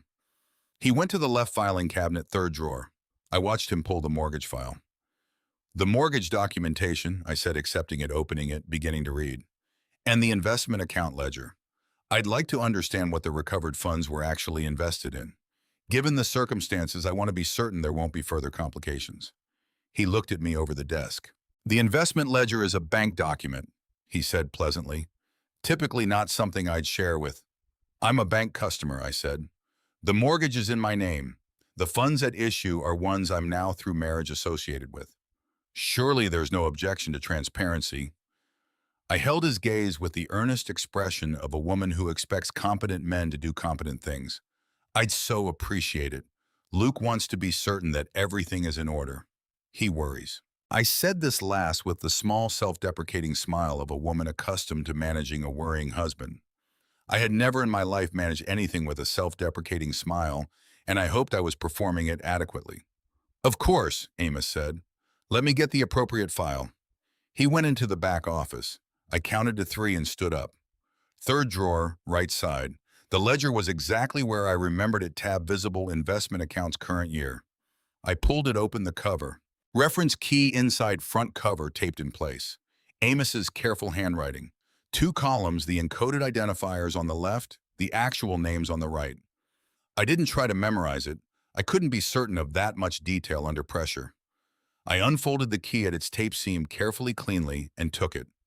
I put the ledger back and was in my chair when he came through the back door. He set down a general account summary on the desk. The standard investor overview, he said. This should address, this is excellent, I said. I asked questions about it. Ordinary questions. The kind of questions that demonstrated I was paying attention without demonstrating that I'd already gotten what I came for. He answered them with the pleasure of a man explaining things to someone he expects not to fully understand. 12 minutes later, I thanked him, took the mortgage documentation he'd given me, and left. Caleb was in the same spot on the boardwalk. I walked past him and he fell in 5 yards behind me. We mounted and rode east at a pace that was unhurried and left no interpretation to make. A mile out, Luke came from the canyon mouth. He looked at me without speaking, and I reached into my coat and took out the folded reference key and held it out, and he read it in the saddle, and something in his face did what I had learned to read as yes. "That's the key to the entire account structure," he said. "Is it enough with this and the other documents?" He looked up. "Yes, this is enough." I turned my horse toward the mountain. "Then let's go home," I said. We spent 3 days planning the bank retrieval. This was Luke's approach to risk, not courage exactly, but preparation. Systematic enough that what looked like courage was mostly competence. He had a map of the interior of the Cimarron Consolidated Bank that was more precise than anything the bank management itself likely possessed: the position of every door, the depth of the vault corridor, the line of sight from the teller stations to the side entrance, the location of Amos Crowley's private office relative to the front windows. I studied it until I knew it the way I knew my boarding house layout, not intellectually but physically, the way knowledge becomes body memory through repetition. "The reference key," Luke said on the second day of planning. "Amos keeps it in his office, not the vault. He thinks it's safer there because the vault is the obvious target. He doesn't understand that the vault is the less dangerous target." "Inside cover of the investment ledger," I said. I'd seen the ledger myself 3 months before any of this began. Amos had shown it to me when I'd been negotiating the boarding house mortgage, the great leather-bound book that he kept on the desk rather than the shelf, which should have told me something about its importance. Inside the front cover, a folded paper. I'd noticed it and thought nothing of it. He had it out when I came in to discuss the mortgage terms. About 2/3 from the left edge, the fold was offset. I remember thinking it was an odd place for a note. Luke was quiet for a moment. "You noticed it 6 months ago." "I notice things," I said. "That's different from knowing what they mean." "4 minutes, Caleb said from the other side of the table. He was looking at his own copy of the map, measuring something with the span of 2 fingers.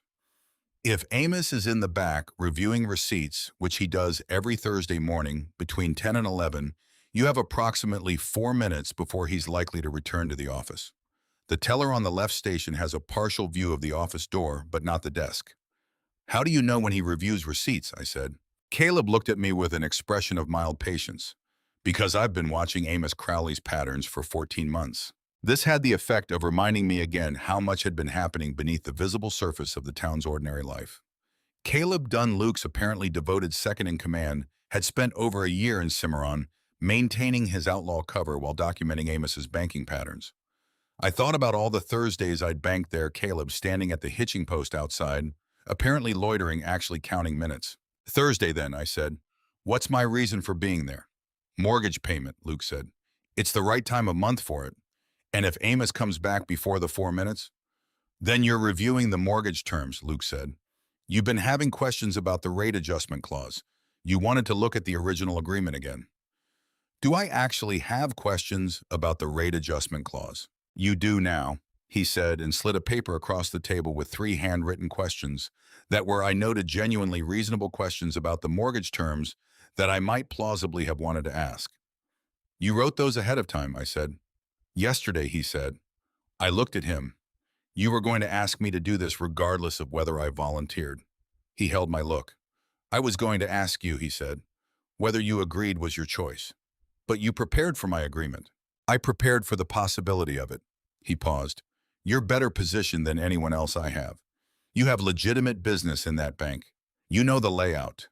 You noticed the ledger before any of us did." Another pause. "I don't send people into danger without being certain I prepared them properly." I thought about that, about the distinction between being used and being relied on, how sometimes the line between them was almost nothing, and what made the difference was the intention on the other side of the arrangement. "Thursday," I said. 10:15.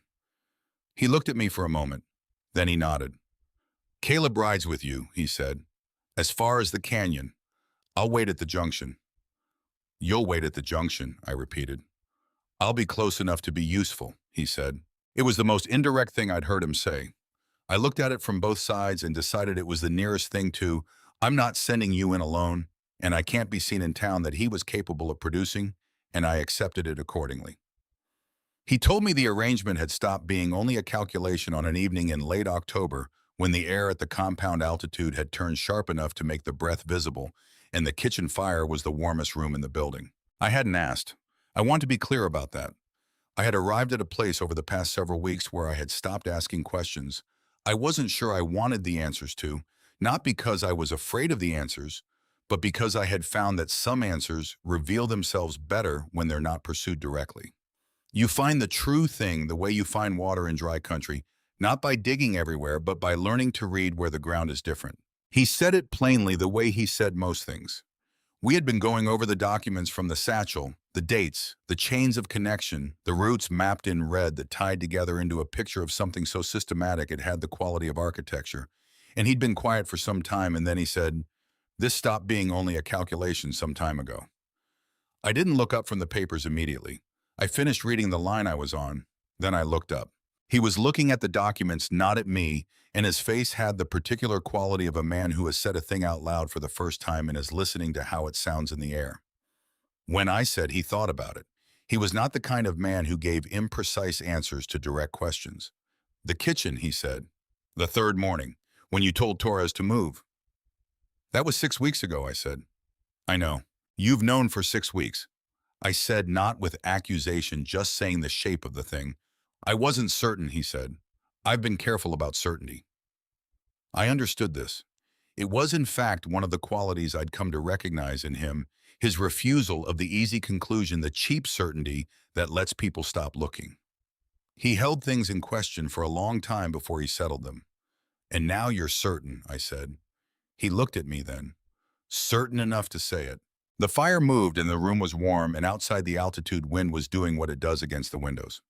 I thought about the boarding house, about what it felt like to have 23 residents depending on you for warmth and meals, and the sense that there was someone managing things, and how sometimes the weight of that responsibility was the loneliest feeling in the world, and sometimes it was the thing that kept the world coherent. "Ask me again," I said, "when this is over." He looked at me. He looked at me for long enough that I had the sensation of being looked at, actually seen, rather than assessed or evaluated or found adequate. "All right," he said. He went back to the papers. I went back to the papers. The fire settled and the wind continued, and we worked in the warmth of it until the lamp burned low, and neither of us said anything else about it, and somehow that silence had the character of a beginning. We rode back to the mountain without speaking, and I was grateful for the quiet. The reference key had been in my coat pocket for 20 minutes, which was not long, but it was long enough that I had begun to understand the weight of it. Not the physical weight, it was a small folded piece of paper. The other kind of weight, the kind that comes from knowing exactly what you're carrying and what it will do when it's placed in the right hands. Amos Crowley's careful handwriting connecting encoded account numbers to real names, to real money, to a man named Victor Kane who had ordered my brother's silence on the Mesilla road. I thought about Ethan. I let myself think about him for the full hour of the ride, which was not something I'd permitted myself very often. I'd been managing his memory in portions, keeping the grief workable, not letting it become something that paralyzed me. But there was something different now. Something had shifted in the past 24 hours that I was still in the process of identifying. The grief hadn't lessened. It was still exactly the same size and weight, but it had somewhere to go now. It had direction. And grief with direction is a different thing from grief without it, less like drowning, more like walking into water with your feet on the ground. Luke was riding 20 yards ahead when I caught up to him at the switchback. "Thank you," I said. He looked at me, questioning. "For trying," I said. "On the Mesilla road, even if you were too far back." He was quiet for a moment. "It didn't help." "No," I said. "But you tried. Ethan would have thought that mattered." I let my horse fall back and we rode the rest of the way up the mountain without speaking, and it was the companionable kind of quiet. That evening, Luke sent 2 riders with the documents. Not just the reference key, the full packet, the satchel. The young woman had delivered Luke's own records of the shipment routes, the coded account information he'd been building for 2 years, and the reference key from Amos Crowley's ledger that linked the encoding to the names. 2 sets, Caleb said, watching them go, in case one rider is intercepted. "How long until the marshals have them?" I said.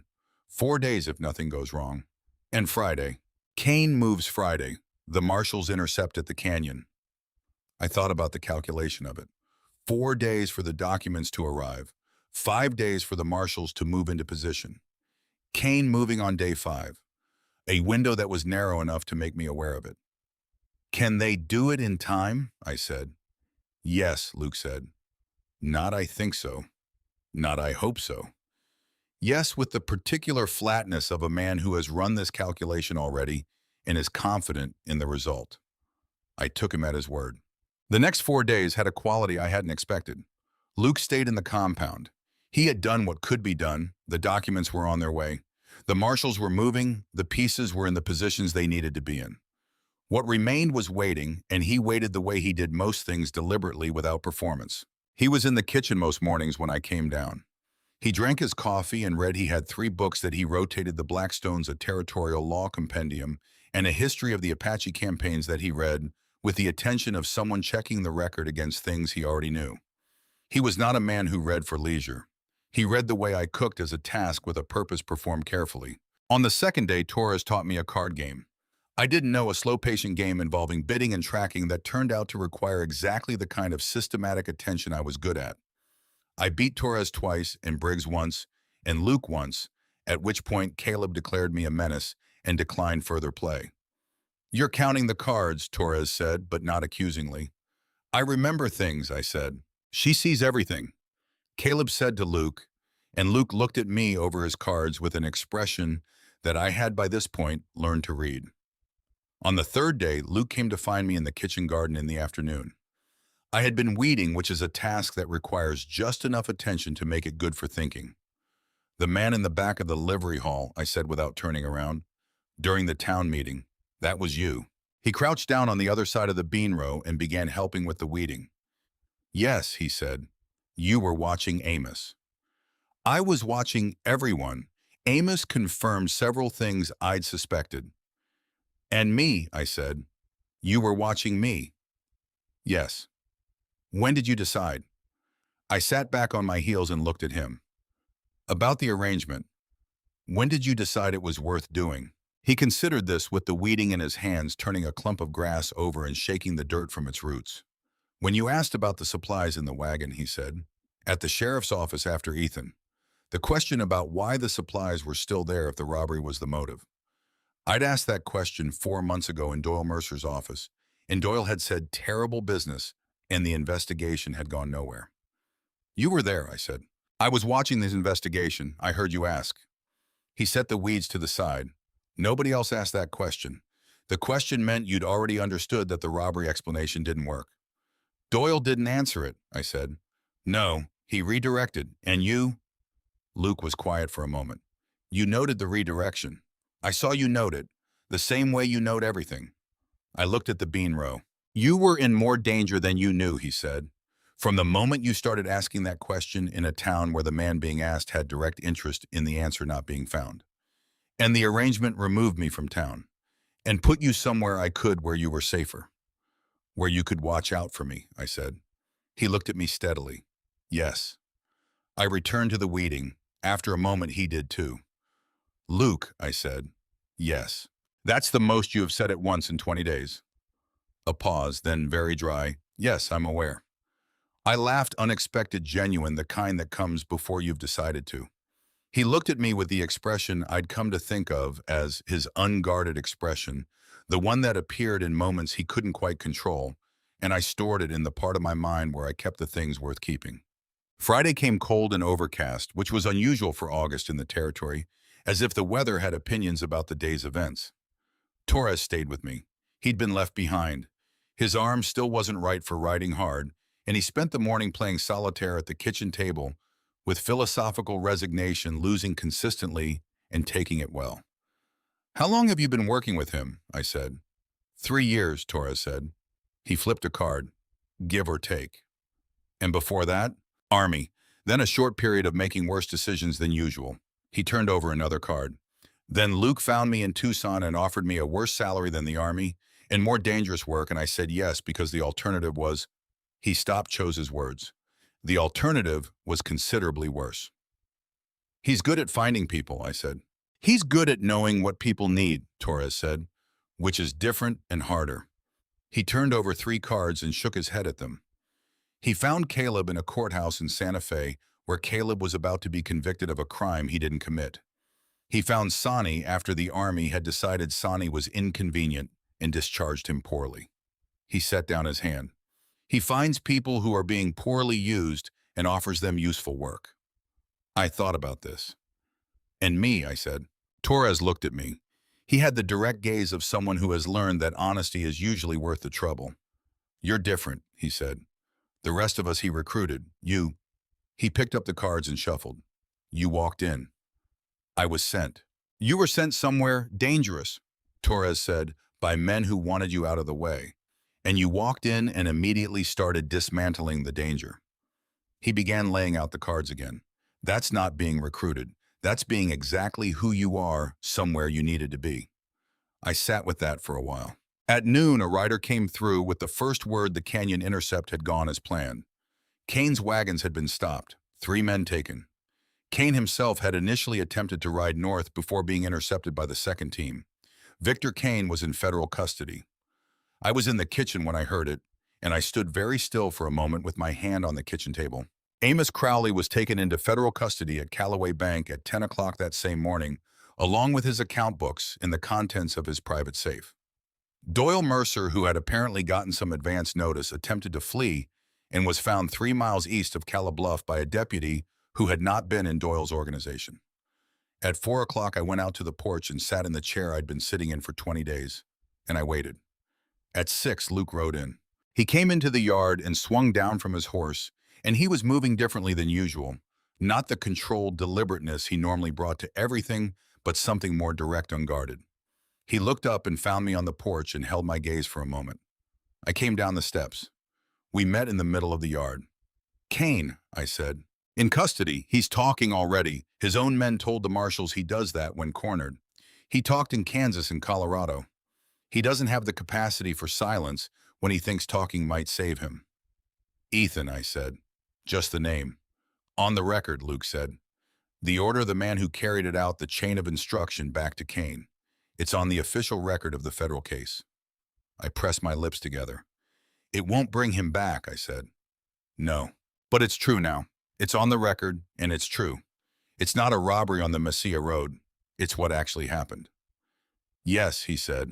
I leaned my forehead against his chest, not from weakness, but from the weight of something I'd been carrying for 4 months and was now for the first time allowed to set down even slightly. He was solid and present, and he put his arms around me without making a production of it. We stood in the yard while Torres very carefully found something to do in the outbuilding. After a while, I stepped back and looked at him. The marshals want you in Santa Fe, I said. It was not a question I'd been expecting this. 3 weeks, probably. Testimony, documentation, the formal record of the investigation. And after that, I said. He looked at me. The evening light was long and warm. After that, he said, I'd like to have the conversation you told me to save for later. I had told him to ask me again when it was over, when he wasn't carrying all of this. Yes, I said. He waited. That's the answer, I said.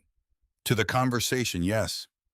Something in his face, not surprise exactly, but the particular unguarded quality of a man receiving something he'd hoped for and hadn't quite let himself expect. 3 weeks, he said. I'll be at the boarding house, I said. Eleanor will have already reorganized everything, and I'll spend the first week undoing whatever she's decided is better, and the second week acknowledging she was right. He looked at me, and there was something in it, that careful, controlled face, with the warmth beneath that I held in my mind like the reference key. Something that told me what was real. Charlotte, he said. Go to Santa Fe, I said. Come back when you're done. He nodded once. He held my hand for a moment, just held it, not performed, not offered as anything other than what it was, and then let go. I went inside and started packing. Epilogue, 6 months later. The boarding house had new windows. Eleanor had managed everything during my absence with the authority of someone who had simply been waiting for the opportunity, and she had managed it well in most respects and enthusiastically in a few that I spent the first week revisiting. The new windows were her best decision. The new arrangement of the laundry room was one I spent 3 days undoing before concluding with some reluctance that she'd been right. The kitchen garden had been harvested, preserved, and replanted for fall crops. There was a new cat, not the old one who had disappeared in September, but a lean gray tomcat who Eleanor had named Mr. Hemsworth, and who had already developed strong opinions about whose lap he considered acceptable. He sat on Luke's lap the first evening, which Eleanor noted with approval. Luke came back from Santa Fe in late November, thinner than he'd been, which was Eleanor's first observation, and which she communicated directly upon answering the door. He stood in the front hall with his hat in his hands and looked at the house around him, the warm noise of communal life, the smell of bread and wood smoke and coffee, with the expression of a man who has been a long time in places without this quality of accumulated warmth. Eleanor said he was thinner. I said, "Come have dinner." He came. The first week he was quiet in the particular way of a man adjusting to a new kind of normal. He helped where he could be useful and stayed out of the way when he wasn't, and spent his evenings at the kitchen table, reading sometimes to himself, occasionally aloud, when I was nearby working through the territorial law compendium in a way that suggested he was thinking about something specific. On the 8th evening, I said, "What are you planning?" He looked up. "I don't know yet. Something that uses what I know." "Something legal," I said. "Yes," he said. "Something legal." I waited. "The network left gaps," he said, "in how the territory handles certain things. Cases that come to no one because there's no one positioned to take them. Men like Torres and Caleb who know how the criminal side of things works and would rather use that knowledge the other way." He was quiet for a moment. "The marshals have been asking about a consultancy." "You'd still be doing the same work," I said. "Slower," he said, "with more paperwork and no cover." I thought about this, about who he was when he wasn't being someone else, about the man who had spent 2 years wearing a lie because someone had to, and who was now for the first time in a long time only himself. "Is that what you want?" I said. He looked at me across the kitchen table. "I want this," he said. "Whatever I do during the day, I want this at the end of it." I held his gaze. "Then we'll figure out the rest," I said. The winter brought a boy, 12 years old, found on the road from the Mesilla Valley by Luke on an early morning circuit, with nothing on him except a name he wouldn't say, and eyes that had seen something recent and bad and weren't ready to discuss it. Luke brought him back without commentary. He fed him at the kitchen table and let him eat without questions, which the boy seemed to understand was a kindness. When he was done, he looked at Luke across the table with the directness of a child who has decided to take a measurement. "People say you were an outlaw," he said. Luke refilled his coffee. "People say things," he said. "Were you, though?" "I pretended to be one," Luke said, "for a while, to catch the ones who really were." The boy considered this with the gravity of someone receiving information that will need to be integrated into an existing understanding of the world. "You were lying," he said, "about being bad." "Yes." "To catch the actually bad people." "Yes." The boy was quiet for a moment. "Does that work?" "Sometimes," Luke said. The boy stayed. This happened the way most true things happen, not through a decision exactly, but through the accumulation of days in which no one sent him away, and the Halverson sisters adopted him as a project, and Mr. Hemsworth began sleeping at the foot of his bed, and he started helping Torres with the horses in the mornings. He was not the only one. By spring, there were 3 young people in the house who had arrived through one version or another of the same process, found, brought back, fed, let be. Eleanor organized them with the cheerful authority she brought to everything. They learned the rhythms of the house, the way I'd learned the rhythms of the mountain compound, gradually through accumulated observation, until the place felt like home, because places feel like home when they are organized around care. Luke moved easily through all of it. He had a quality with the young people that I hadn't expected, not paternal exactly, but present. He listened to them the way he listened to everyone, with the full attention of a man who doesn't waste his attention on things that don't matter. They were drawn to it the way children are drawn to anything that takes them seriously. I watched him with them, and I thought about what Torres had said that December afternoon in the kitchen. He finds people who are being poorly used and offers them something better. I thought, yes, that's what he does. And I thought about how a man who has spent 2 years alone carrying something that couldn't be shared learns that what he was working toward was not only justice, but the specific texture of a life with other people in it. Spring came, and the news from the federal case and resolution. The 3 railroad survey investors, who had been the main conduits for Kane's capital, turned state's evidence, and the full network was laid out for the federal courts in careful documentary detail. Victor Kane received a sentence that would outlast his natural life. Amos Crowley's sentence was shorter and still very long. Doyle Mercer's lawyers argued mitigating circumstances and failed. The Callaway Bank's legitimate deposits were protected through the federal receivership. The mortgage on the boarding house was cleared through the restitution fund. I read the full newspaper account one morning in March at the kitchen table with Luke across from me reading something else. When I finished, I folded the paper and set it down. He looked up. "It's done," I said. "Yes," he said. I looked at the folded paper. At the name Kane in the headline, the name Amos Crowley in the third paragraph, the careful bureaucratic language of federal proceedings that had turned finally the machinery of something large and terrible towards something like a count. "Ethan's on the record," I said. "Yes." I looked at Luke across the table. "Thank you," I said. He held my gaze. "Charlotte," he said. "I know," I said. "You were going to say it's your job." "It was," he said, and then it became something else. I looked at him. The morning light came through the new windows, Eleanor's best decision, and lay itself across the table between us. "Yes," I said. "It did." Late that spring, I was in the kitchen garden when the boy found me. He'd been in the territory 6 months by then, and he'd acquired opinions about horses, about card games, about which of the Halverson sisters was more reasonable, about the territorial law compendium that he'd started reading because Luke was reading it, and he'd decided Luke was worth emulating, a decision that Luke received without comment, but which I could see meant something to him. The boy sat on the fence rail and watched me work for a while. "Can I ask you something?" he said. "Yes," I said. "When you married him," he said, "did you know he was a good person then?" I thought about standing on the courthouse steps in July, about a plain silver band and 8 minutes before a judge and a man who said, "You don't have to do this." "No," I said, "not exactly." "Then why?" "Because the evidence didn't add up," I said, "for what they said he was." The boy was quiet for a moment. "The doll," he said.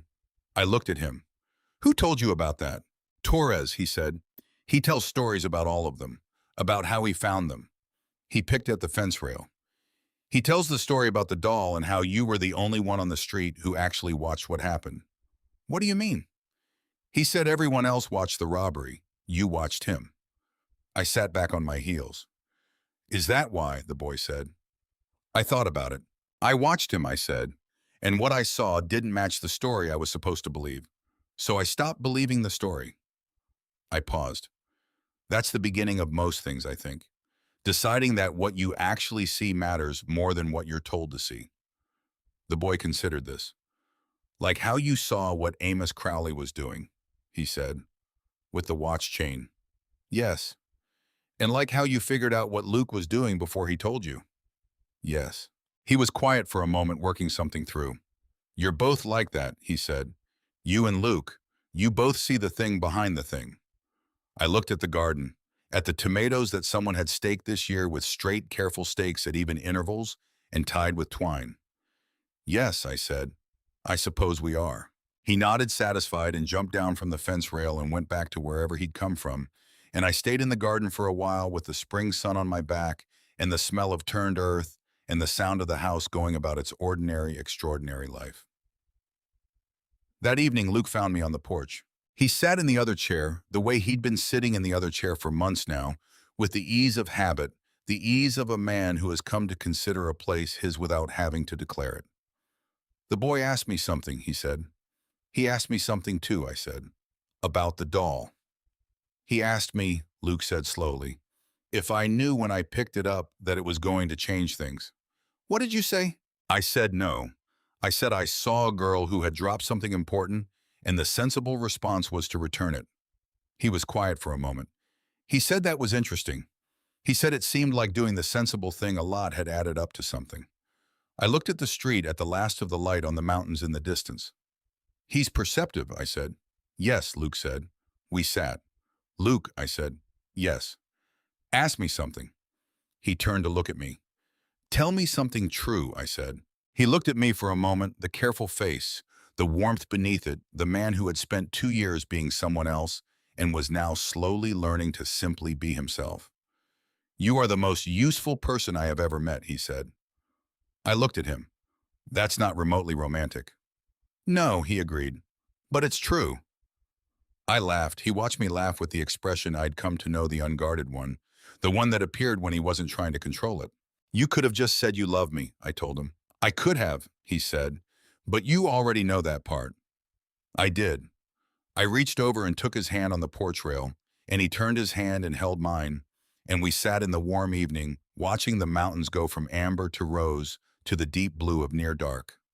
The fiddle player down the street made one catastrophic attempt at a reel and gave it up.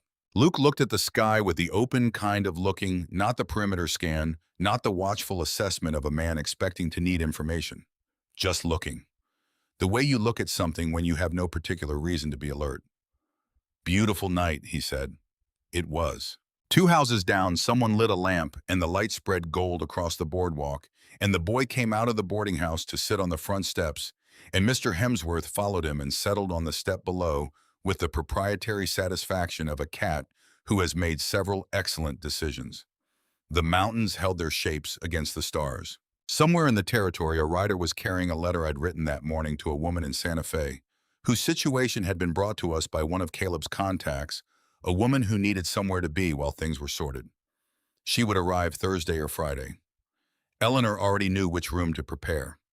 Luke's hand in mine was warm and certain, and the evening went on around us the way evenings do, full of the ordinary business of people who have found somewhere to be. It was, I thought, exactly enough, and then a little more than that. The 4 days of waiting were the strangest days of the whole arrangement. Luke sent the documents by 2 riders, both leaving before dawn on different routes. The Cimarron Road and the Rayado Trail carrying different copies of the same evidence package to 2 different contacts in Santa Fe. He had explained this to me in the methodical way he explained anything that involved risk.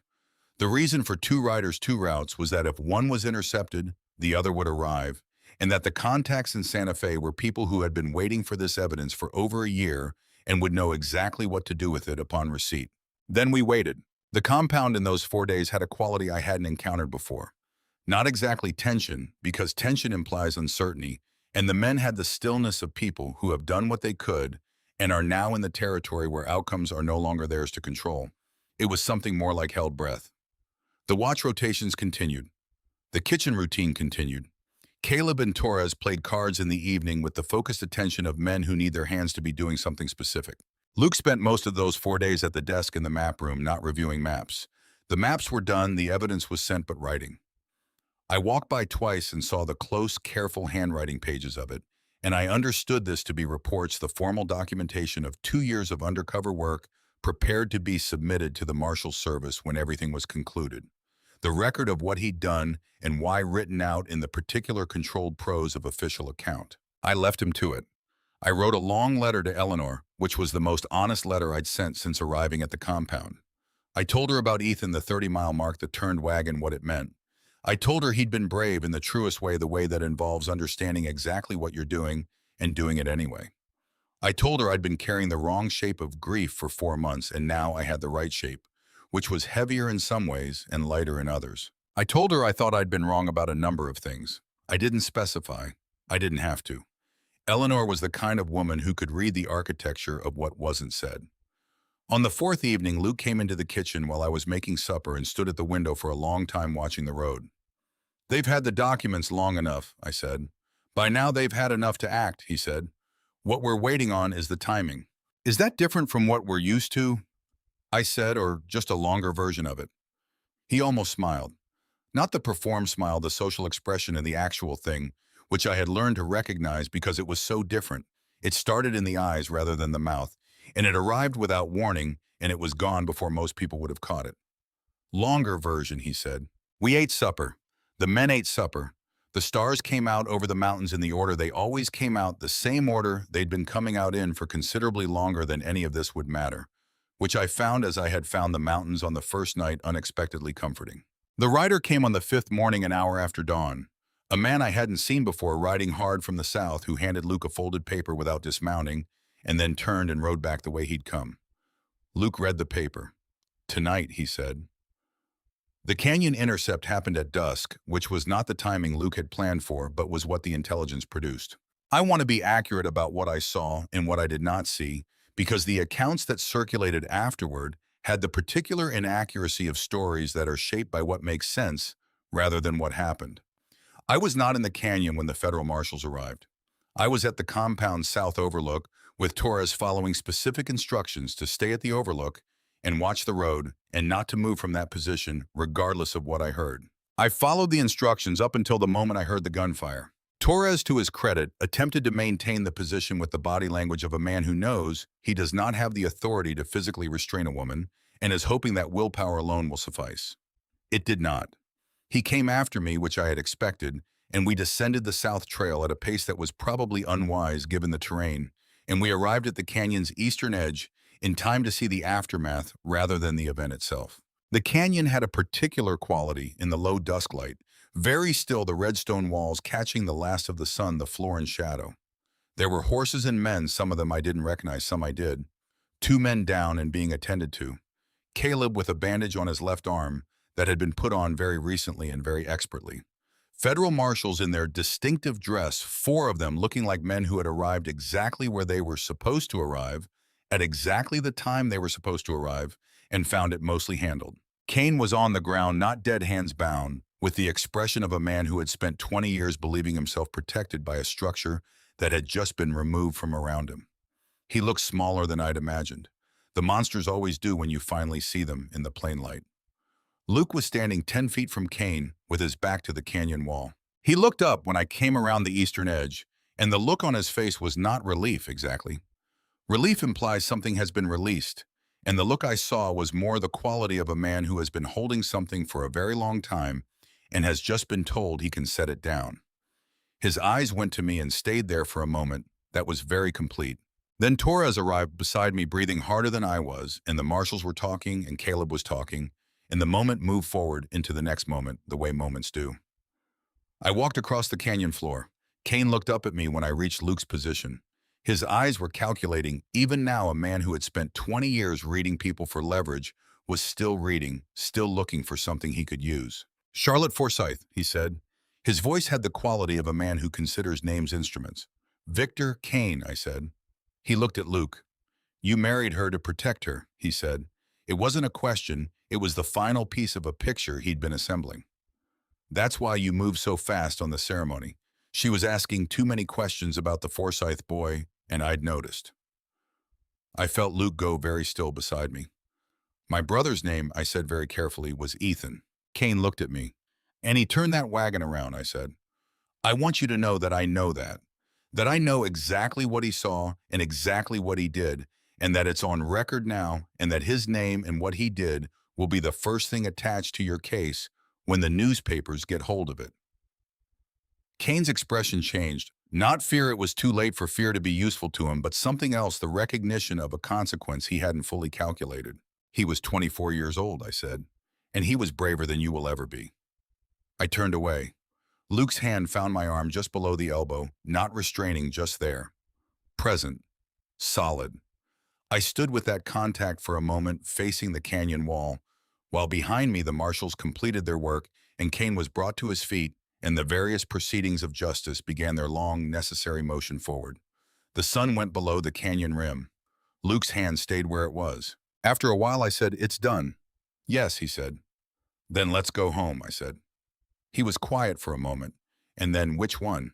I thought about the compound which had become familiar without my noticing, and the boarding house which had been mine for 8 years and waited for me in the valley. I thought about Eleanor and Mrs. Kowalski and the boarding house residents who had been managing without me for 2 months. I thought about the kitchen garden that had needed winterizing and the east window and the way the November light would come in over the Sangre de Cristo foothills at this time of year. "The boarding house," I said, "that's the one that needs more work." He made the sound that was, I had learned over the past weeks, his version of agreement when he agreed with something he found funny. We walked back out of the canyon toward the horses. He came back from Santa Fe in November on a Wednesday morning when the first real cold had settled into the valley, and Mrs. Kowalski had the boarding house kitchen running at full capacity, and the smell of the place was bay leaves and wood smoke, and the particular warmth of a house that knows how to hold heat.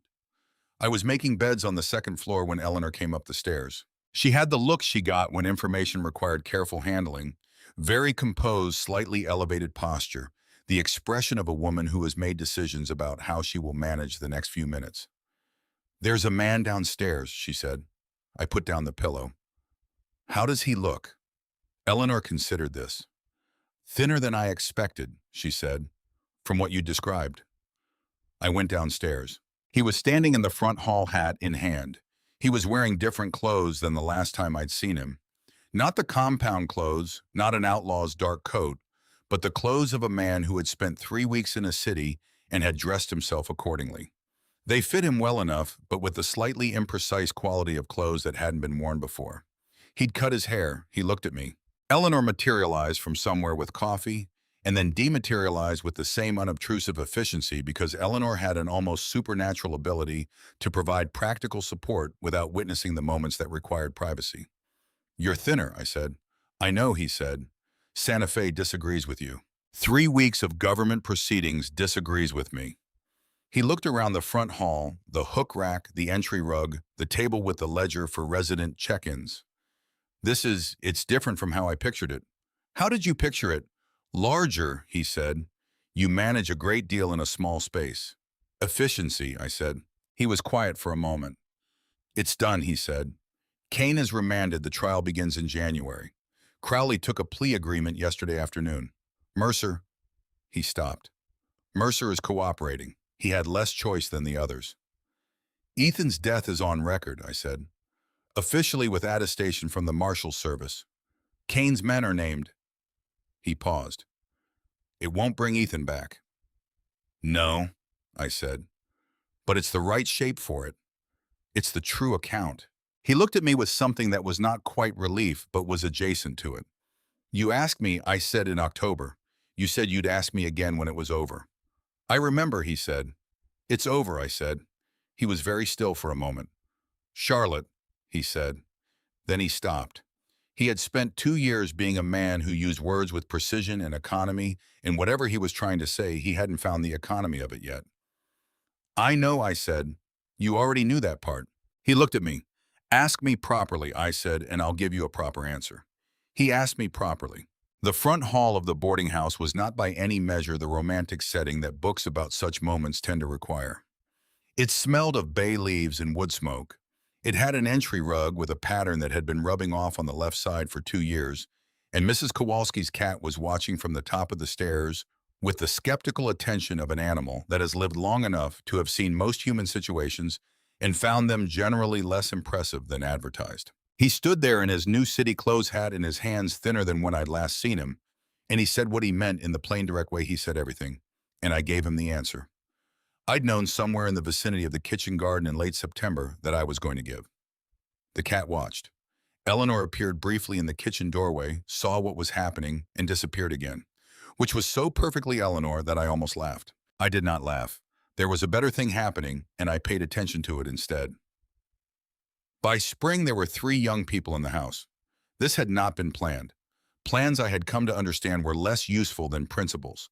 The principle in this case being that the boarding house was a place where people who had nowhere else to go could come, and that the specific category of nowhere else to go was broad and did not require advanced scheduling.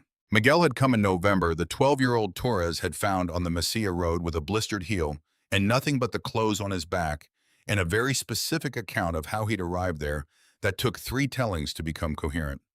He was quiet in the way that children are quiet when they have been in situations that punished noise, and he was exceptionally good at making himself useful in ways that didn't require asking permission, which meant he and Luke had identified each other within approximately 48 hours as being the same kind of people.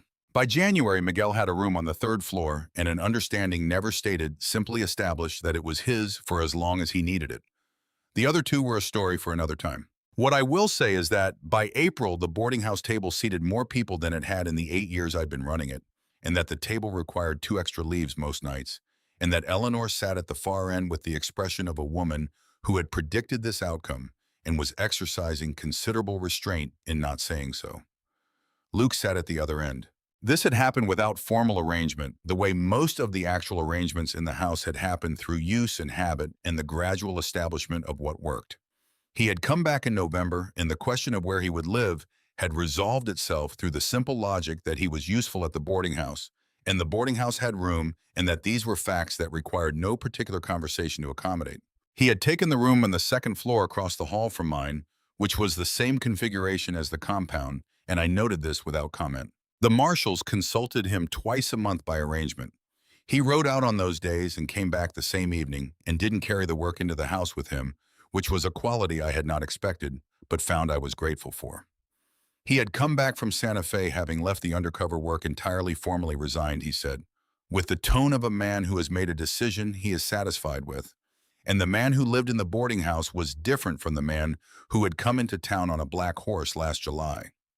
He was more available, not less watchful. That quality appeared to be structural, built into the way his attention moved through any given room, but available in the way that people are available when they're not performing something else. By April, he had befriended Mrs. Kowalski's cat, which was the most reliable indicator of character the boarding house possessed, as that cat had never in 11 years shown a preference for anyone except Mrs. Kowalski herself. And on one notable occasion, a traveling minister, whose subsequent departure from the territory under unclear circumstances had vindicated the cat's earlier caution. The case concluded in April. Kane received his sentence. Crowley received his. Doyle Mercer received a reduced sentence for his cooperation, which was justice of a kind, if not the tidy kind. On the morning the final ruling was published, I was in the kitchen garden with Miguel, who was learning to stake tomatoes with the focused intensity he brought to any task Luke had explained to him. Luke was on the back porch with coffee and the newspaper from Santa Fe reading the coverage. I came up the porch steps with dirt on my hands, and he held out the paper to the relevant page without looking up. I read it. The names, the sentences, the official account of 2 years of undercover work that had the federal court noted dismantled the largest illegal arms network in the territory's history. Luke's name was in it, his real name, not the outlaw alias, with the formal language of government commendation. How does it feel, I said, to be in the record properly? Odd, he said. You'll get used to it. Probably, he said. I sat down on the step beside him, which was not technically a chair, but the back porch at this time of morning had the particular quality of the day's first warmth coming in at a low angle over the east fence, and I was not going inside for a chair. He was reading the paper. I was looking at the kitchen garden where Miguel was staking with great thoroughness, each plant receiving an individual evaluation before the stake was set. He has opinions about the tomatoes, I said. He has opinions about everything, Luke said. He gets it from Torres. He gets it from you, I said. Luke was quiet for a moment. Then possibly. Miguel looked up from the garden and found us on the porch and waved with the confident unself-consciousness of a 12-year-old who has identified where home is and is not concerned about demonstrating it. Luke waved back. I watched him do it, the simple, complete gesture of it, the ease of it, and thought about the question that Miguel had asked me the previous week in the kitchen, the particular directness of a child who has not yet learned that adults prefer to be asked things obliquely. When did it become real, he'd said about me and Luke, in the way children ask things that adults spend years circling? I had thought about it for a moment. I was watching him wave at you, I'd said, and I realized I had stopped keeping track of all the reasons it might not work out and started noticing what was already there. Miguel had considered this with the seriousness it deserved. That's not very romantic, he'd said. No, I'd said, but it's true, which is better. On the porch, the morning continued in the direction mornings continue. The paper would need to go to Eleanor, who would read it in the thorough way she read everything, and would have opinions that she'd share over supper. The kitchen garden was coming along. The 3 extra table leaves were where they always were now in the sideboard in the hall, and supper would be the supper it was going to be, and the house would hold the number of people it was currently holding, and Luke would be across the hall when the day ended, reading something with the lamp on. You could have just said you loved me, I said. Not for the first time. I had said it in November when he'd made the speech in the front hall. I said it now not as accusation, but as something I liked the sound of. You already knew that part, he said. Same as then. I did, I said. But it's better when you say it. He was quiet for a moment. Then he said it. The garden was getting its morning light.